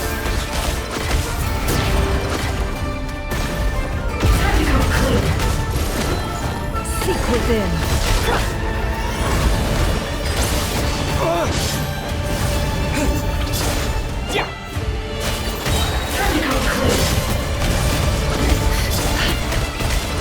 The deception ends here.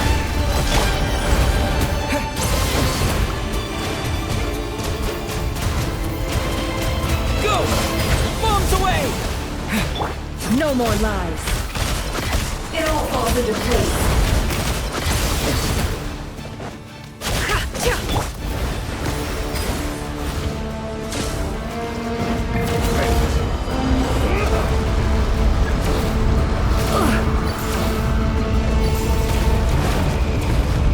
Curses.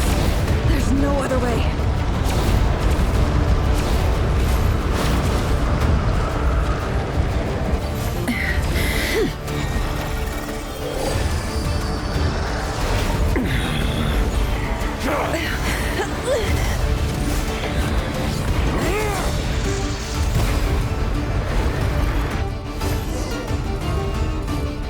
The only way to defeat Rarer is to borrow his own power. That means Columbina will have to disappear while you two bear the brunt of his attacks. You have to hold on.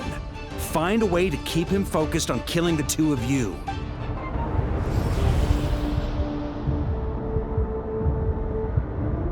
Never. Your eyes are bleeding. Soon you will be powerless to resist. And then, I will reduce you to dust. But that dust will plague your memories. Come on, keep holding on. Any other tricks up your sleeve? Let's see them. As entertaining as they are. You've backed yourself into a corner. You don't fool me. I see your fear clear as day. I have to stoke his rage. Make him unleash everything. You fear what you could never defeat. You fear the thought of never being able to save your beloved. You cannot win the fight against fate, Rarer. Is that what you think? Well, now it's your turn to feel afraid! You fear the sound of your own name? Is it us you hate? Or is it what you've become? Let's see what becomes of you!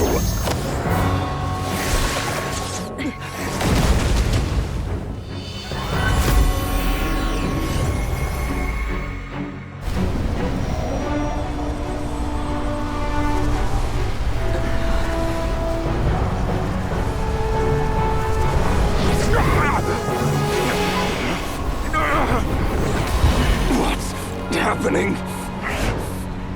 That power. I've seen it before.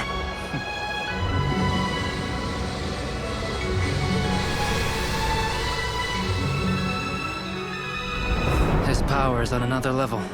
We'll need to use an alchemical array to convert his power into a usable form. Then quickly channel it into Columbina, rendering her powerful enough to compete with him. I'll join you. I can help. If I release enough abyssal energy into a confined space, it'll create a potential difference, allowing us to extract a huge amount of elemental energy. Next, I'll synchronize with everyone's minds using Pyro, then give you temporary access to their abilities and fields of view. But it won't last long. Can you see? Well enough. So, we have a student of Gold Rhine-Daughter in our midst. How about that?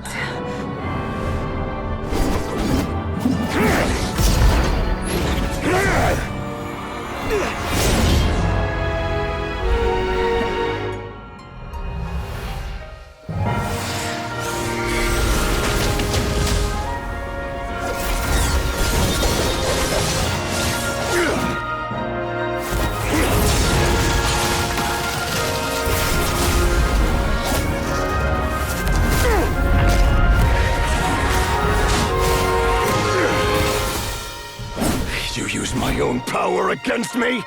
Just like how you stole Kuvaki. Look familiar?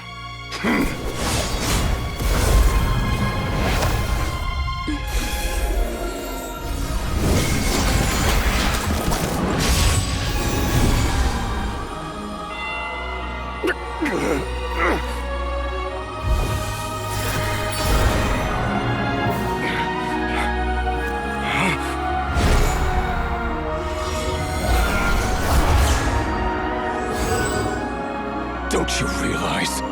You don't have the power to hold that gate open! I don't, but someone else does.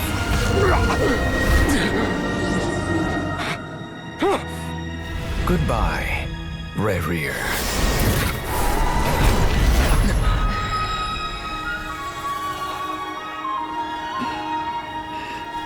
We won.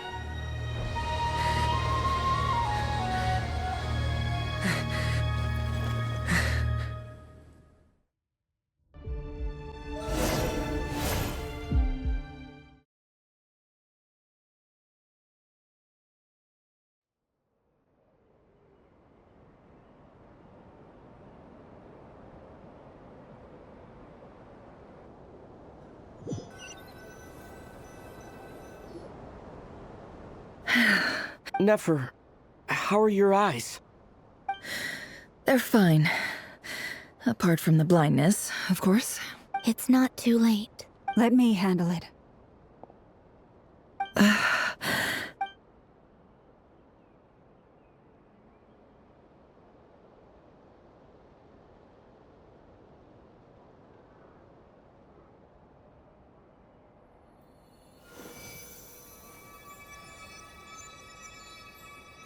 Miss Nefer, it's not like you to lose your composure. That was the most reckless thing I've ever seen you do. Reckless how? The situation was critical. Our lives were at stake. We had to do something. Even so. Okay. I guess you're right. Under the circumstances, it was a wise decision.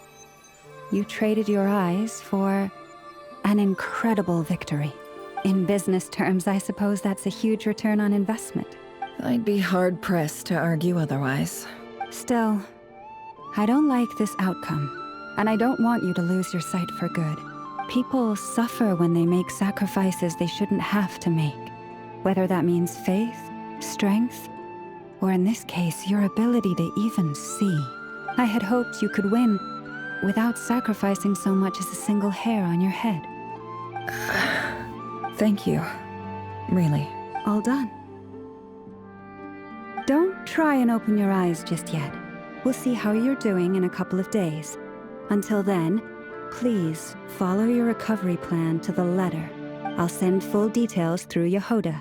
For now, just get yourself home, relax, and rest. My dear friends, we have fought bravely and achieved a spectacular victory. A dark cloud has been lifted from the skies of Nod-Krai. All in this land will be grateful for what you have done. The moon will remember this day. Thank you both.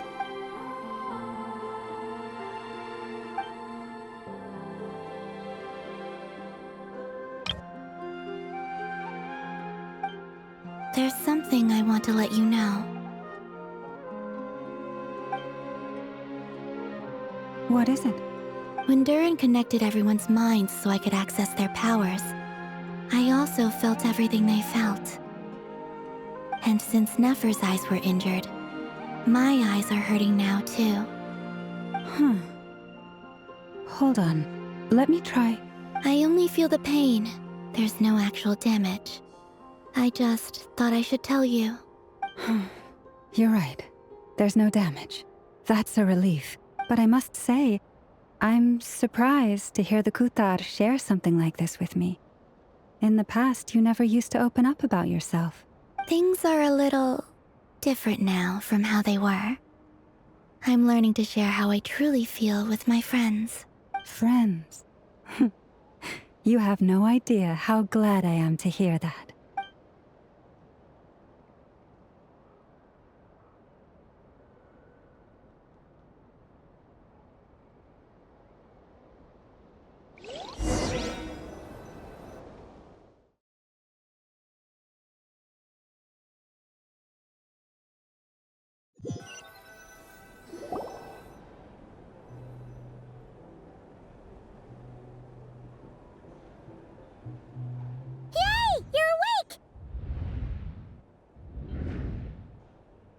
you feeling? Any aches and pains? Did you sleep well? I'm doing all right, Paimon. No need to worry about me. Phew! Well, that's good. Paimon's been sitting on the edge of the bed worrying about you for ages. You slept a whole day and night.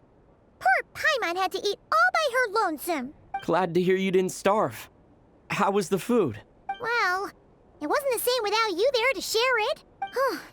Honestly, Paimon just can't relax when you're not your usual self. She couldn't enjoy the food and settle down to sleep. Well, I'm back to normal now. Oh yeah, and Albedo swung by earlier. He said to tell you to head to the tavern when you woke up. Varker and the others are organizing a victory feast and they want to celebrate with you. He also dropped off some medical supplies, but you seem fit as a fiddle, so guess you won't be needing those. If you're feeling up to it, let's head over now. Wouldn't want to keep them waiting.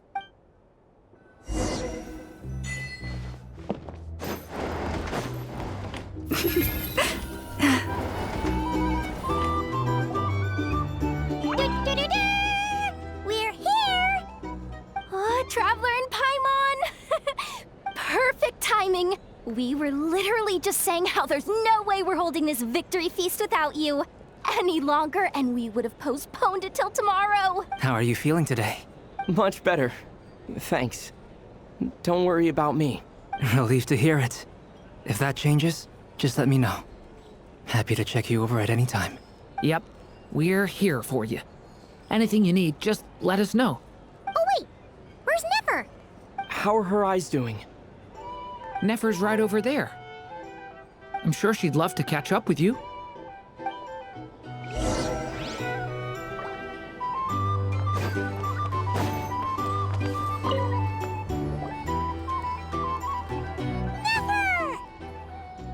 Traveler, Paimon, are you recovering well?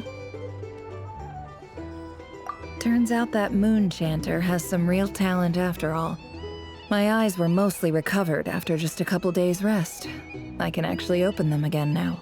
Yeah, but you gotta be careful. Lauma says not to strain your eyes while they're still healing. Yes, thank you. I'm well aware. Yehoda, could I borrow you for a moment? I could do with an extra pair of hands. Oh, sure. Coming. Did you hear that? I gotta go help Lauma for a second. You guys chat among yourselves. I'll grab us some drinks on the way back. Paimon, you still like them sweet? You bet. Make it extra sweet, because Paimon's earned it. Sure thing.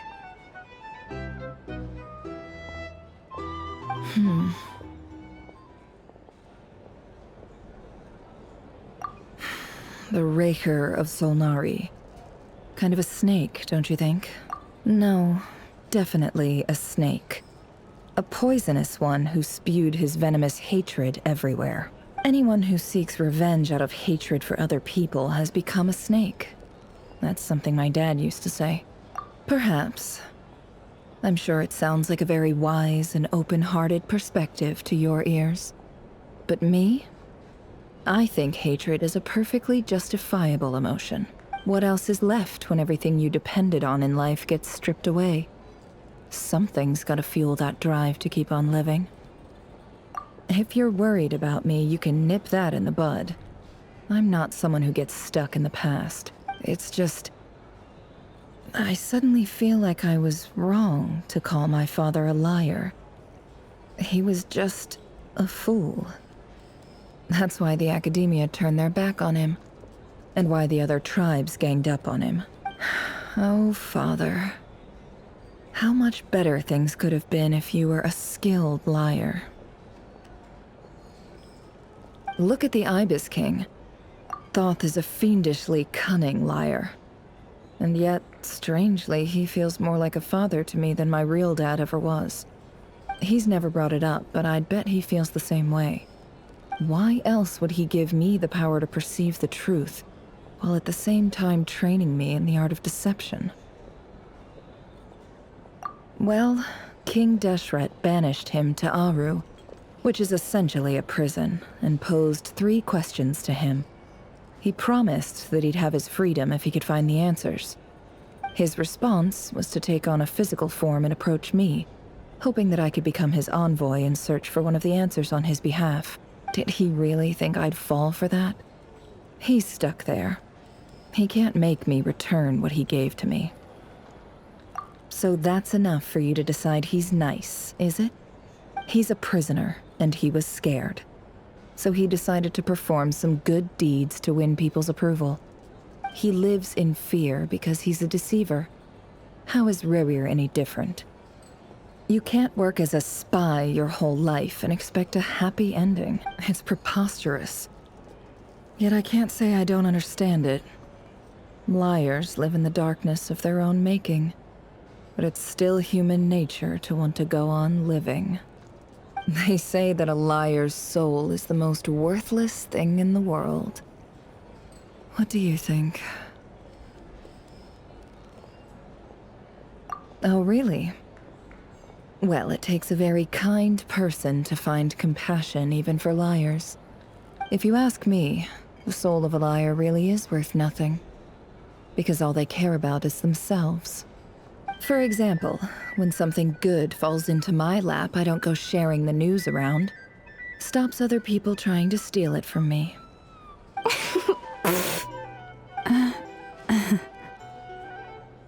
So be it.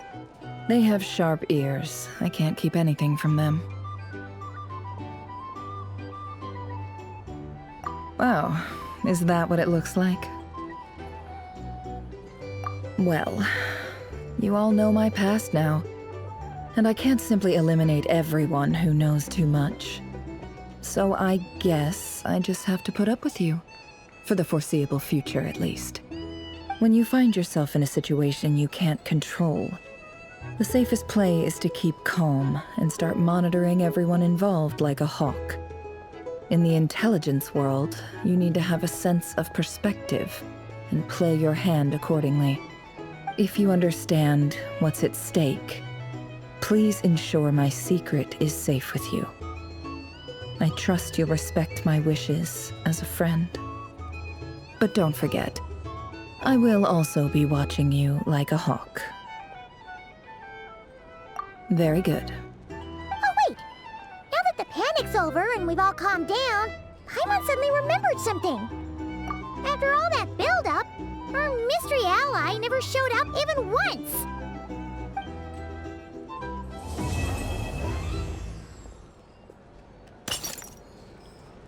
Huh? Am I imagining things?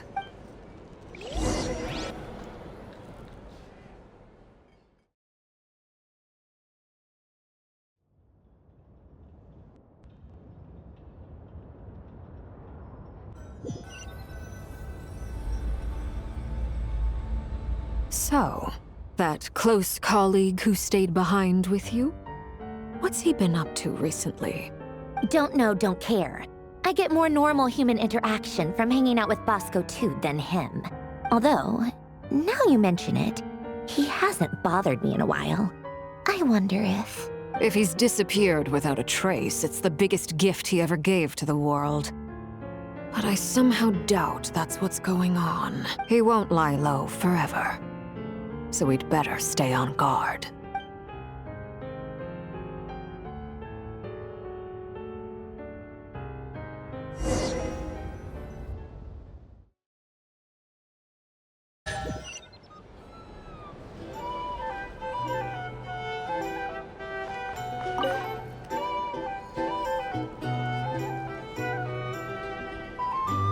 Ah, Lord Sangama Bay.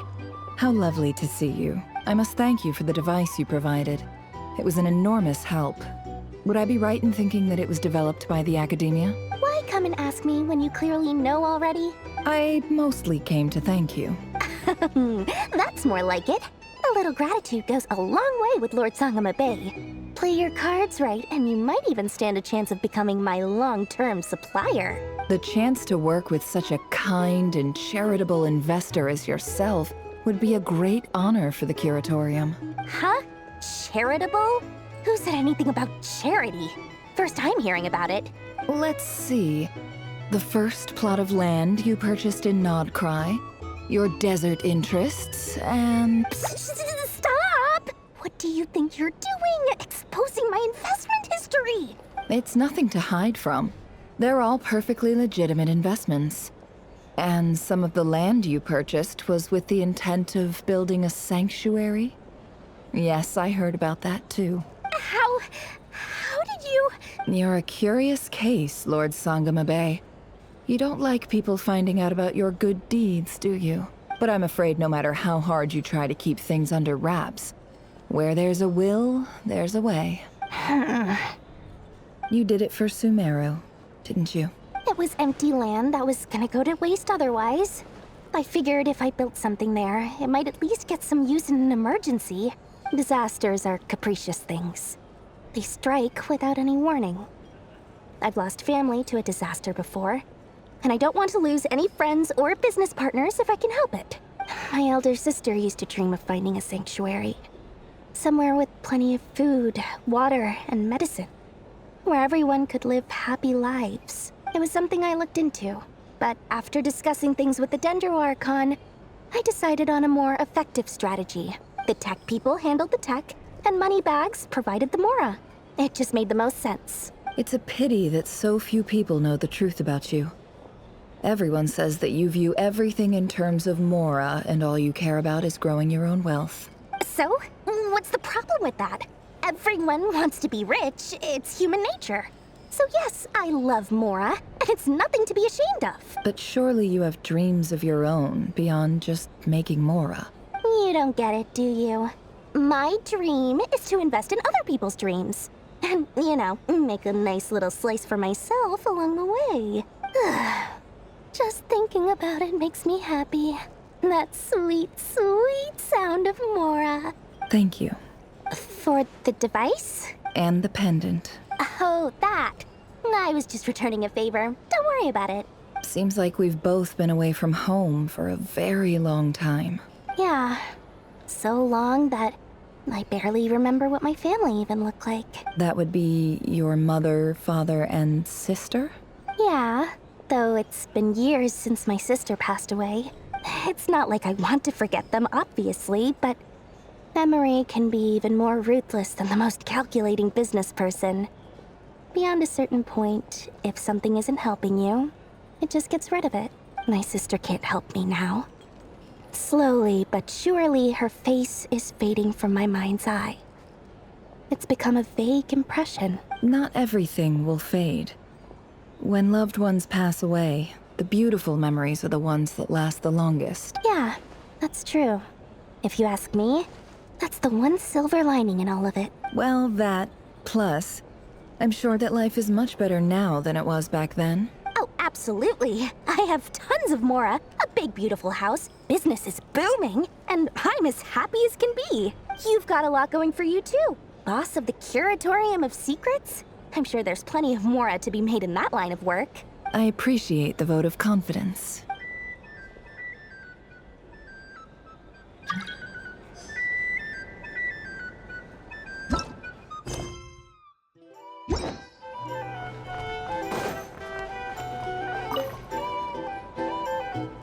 How have you been holding up? Any adverse reactions? If you start to take a turn for the worse, make sure you tell me right away. You don't need to worry about me, Grandmaster. I'm fine. I mean, I barely did anything, so... What? You're too humble, young man. You played an indispensable role in the battle for Nod-Krai. We can't thank you enough for your support. Sometimes, when people praise you, it's because you deserve it. The best thing is to accept it calmly and with grace. It's important to learn how to respond to words of admiration. Let's do a quick demonstration.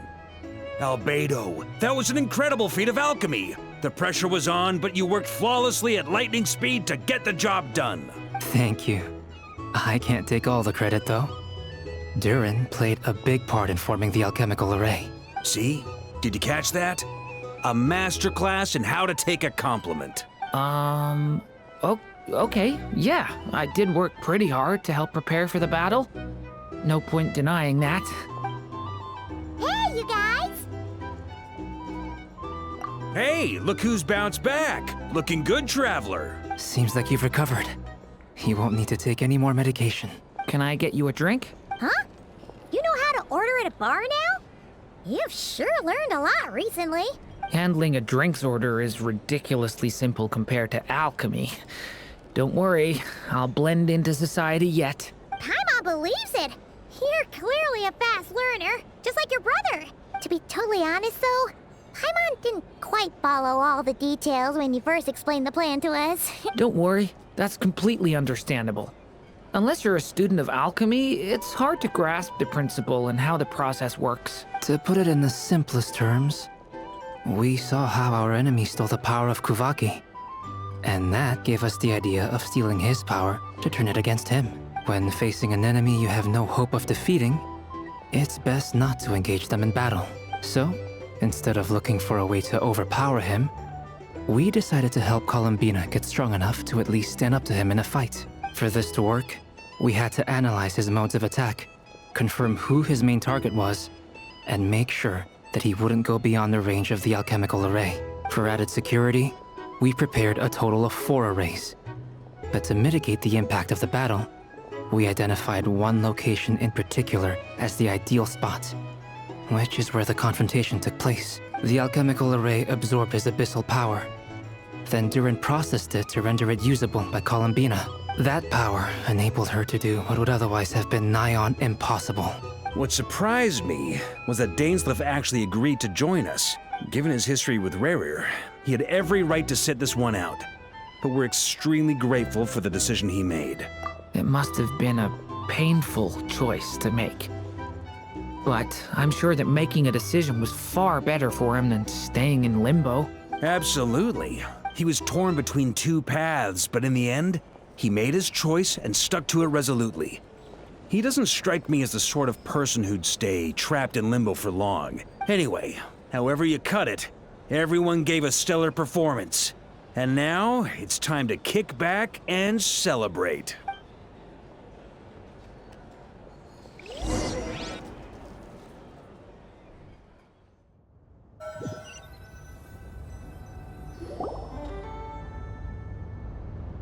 That's the only reason you're here. Yes. I've thought a lot about it. And I've realized that you, me, and Arlecchino should be friends. I think this is very important. So I felt I had to come and tell you.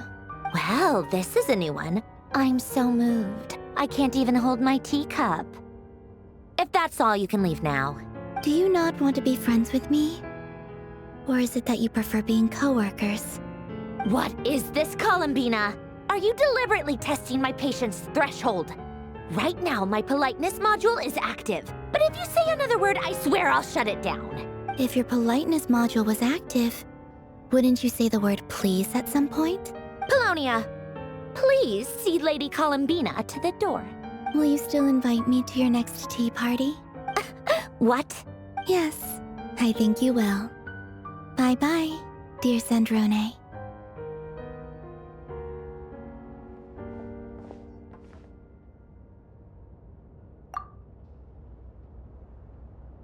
Last time, the Wild Hunt escorted you out.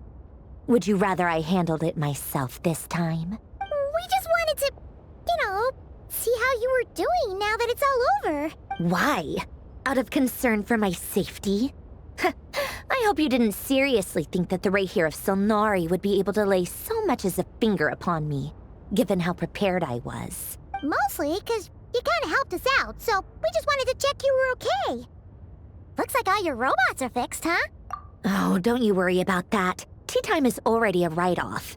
The visitor before you managed to kill my appetite. If you're in the mood for tea, go ahead and help yourself. Otherwise, it's going to waste. My coasters are still missing in action, though.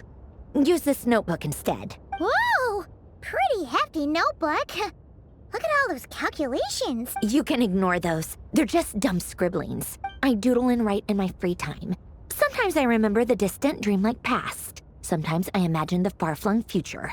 And other times, I grit my teeth and note down all the crazy nonsense going on in the present. Some people do the crosswords in the newspaper. This is my equivalent of that. Trying to predict the future is like daydreaming. And writing about the present just makes me furious. The past is my favorite. If nothing else, it's already set in stone, so I don't have to rack my brains trying to figure it all out. Huh. Although, having said that, the only vaguely interesting memory in my past is probably that guy they call Lord Artificer. Who else? Pretty much all the mecha in Fontaine are his personal handiwork. Wait, are you saying you know him? Like, personally? As a friend? I mean, I guess we were friendly enough. Yep. In fact, I'm probably the only normal person left who knew him at all. We used to chat occasionally back when he was still around. Before he passed away, he asked me to destroy all his manuscripts. I honored his request, but I did read through everything first before destroying them. I mean, I couldn't let the genius of Lord Artificer Alain Guillotin disappear like that. Would have been such a waste. So, that's where the formulas in your notebook are from? I just told you. Those are my equivalent of crossword puzzles. They're just dumb formulas that I solve for fun when I'm bored. Alain's work was like epic poetry.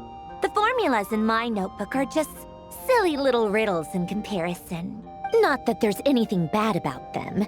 I mean, at least, solving those riddles isn't going to hurt anyone. Except me, 'cause I lose a few brain cells in the process. Anyway, while we're on the topic, I might as well tell you about what happened to him and his friends. Alain Guillotin had two close buddies, Renee and Jacob. They spent their childhood years together in the Narzissenkreuz Institute. They were all quite competitive, so there was some rivalry between them. But it was a friendly rivalry. But beneath the friendship and the rivalry ran something deeper, a sense of nostalgia for the past. Unfortunately, childhood would end. The prophecy would come true. The apocalypse would arrive, and the future would never be. A mad dream that would normally only capture the minds of lunatics begin to take root in their hearts. A dream of saving the world. And if Renee and Alain had been people of lesser wits, that dream would probably have ended up as something for them to joke about in their older years. But alas, they were some of the sharpest minds around. They nurtured that dream with the full power of their intellect, and it grew into something that ate away at their souls. The first of them to fall under its spell was Renee. Against Alain's wishes, he persisted in experimenting on a mutual friend of theirs to try and save their life. Alain did not approve and parted ways with Renee. It's complicated. Alain wanted to believe that Renee only did what he did for the sake of their friendship. But when he told me about what happened, I could tell he still had some suspicions about Renee's motives. Perhaps the seed that would grow into a nightmare had already sprouted in Renee's mind. Even then, the next time they met, Renee's soul had been completely engulfed by the dream of salvation. His futile attempt to change the tide of fate only resulted in a wave that swallowed up the world, even before the apocalypse came. And although that wave died down eventually, I hear that it just recently came back with a vengeance. As I understand, Renee wanted to live out his dream of salvation once more. But I'm told that the attempted resurgence finally died out for good. At long last, Renee awoke from his deluded dream. Though of course by then it was far too late. What do you think of Renee? Do you admire his transcendent genius? His view that any price was worth paying to achieve the lofty goal of saving the world? Or do you despise him? Dismiss him as an evil madman who wrought havoc on the lives of everyone around him as he pursued his delusional dream? Same difference, really. Just a matter of perspective. Really? I can't tell whether that's because you disapprove of his deeds or because he failed. Or maybe you have some other reason. Renee no longer exists in this world, and the dream he started went on to be realized by someone else. I don't like fanatics who give up their whole lives for their ideology. Nor do I like fools who let their delusions take control. Maybe I could understand if Renee had just been an ordinary person. But he had a sage-like intellect, and still managed to get himself lost in the labyrinth of his own desires. Anyway, that's enough about Renee. Now, moving on to Alain Guillotin, the Lord Artificer. He managed to put a stop to the first storm whipped up by Renee. But after that, Alain lost his friends and family. To his credit, I suppose, the loss of his family and friends was purely a tragic accident. It's not like Alain sacrificed them for his cause or anything. After that, the only thing supporting his work was the same dream that had dragged his closest friend down to the abyss. But although the desire to save Fontaine drove him to found the Fontaine Research Institute, Alain continued to reject any form of transcendental knowledge or power. He was suspicious and fearful of it, having seen the way it had affected his closest friend. I think that formulas and machines derived solely from human intellect were the only thing that gave him a sense of spiritual comfort. Yet Alain's intellect was simply too great. It barely left him space to breathe in his lifetime. Once he realized that the end of his life was approaching, he finally accepted the truth. The Nod-Krai Institute needed someone, and a human being, to see its story through to the end. He quit working on his formulas, trading them in for the fairy tales that had played such a formative role in his childhood, but which he barely touched in his adult life. He told me that the director of the Nod-Krai Institute used to read those fairy tales to the children as bedtime stories. Apparently, they worked wonders at sending kids off to sleep. I think that all he wanted at that time in his life was to be able to sleep deeply without being plagued by depression. By that point, nothing else really mattered. At the very end, he laid down to rest in the ruins of the former Nod-Krai Institute orphanage, while the Fontaine Research Institute he had founded continued tirelessly with its work. Many years after that, tensions over competing dreams would once again cause a rift, this time between members of the Fontaine Research Institute. But the actions of those fools had nothing at all to do with Alain. And that is the story of two people from the Nod-Krai Institute who both wanted to save the world. One went all in on his fantasy of salvation without ever looking back, and ended up calmly sinking to the bottom of the deepest sea. The other sought desperately to burn bright in his life, even though he wasn't sure where he was going. I do sometimes wonder, why is it that people like them have such grand hopes of saving the world? Even the grandest tree starts as a tiny seed. So perhaps, for each of them, their mission to save the world began with a very simple desire: to save themselves. They were young children with friends and family who mattered to them, desires to explore the meaning of life, ambitions to have a successful career. They didn't want to see all of that taken away in one fell swoop. Or maybe they just wanted to find something to anchor themselves within the chaos, to stop them getting quietly swept away by the storms of life. But instead, the search for their own salvation took them down the rocky road laid out by fate. Do you think the desire to save oneself is enough of a justification to try and save the world? The way you said that sounded just like Alain. I asked him the same question back when he was in his prime, putting all of his energy into his work. He gave the exact same answer as you did. No elaboration, just a quick short answer before getting right back to his work. He was always that way. All right, tea time's over. I owe Arlecchino a favor for telling me these stories. I'll have to bring a whole sack of gifts the next time I visit the House of the Hearth. I'm gonna go tinker with Polonia now. You guys can do whatever you want, as long as it doesn't involve interrupting me. Polonia, exit hibernation mode. Begin diagnostics.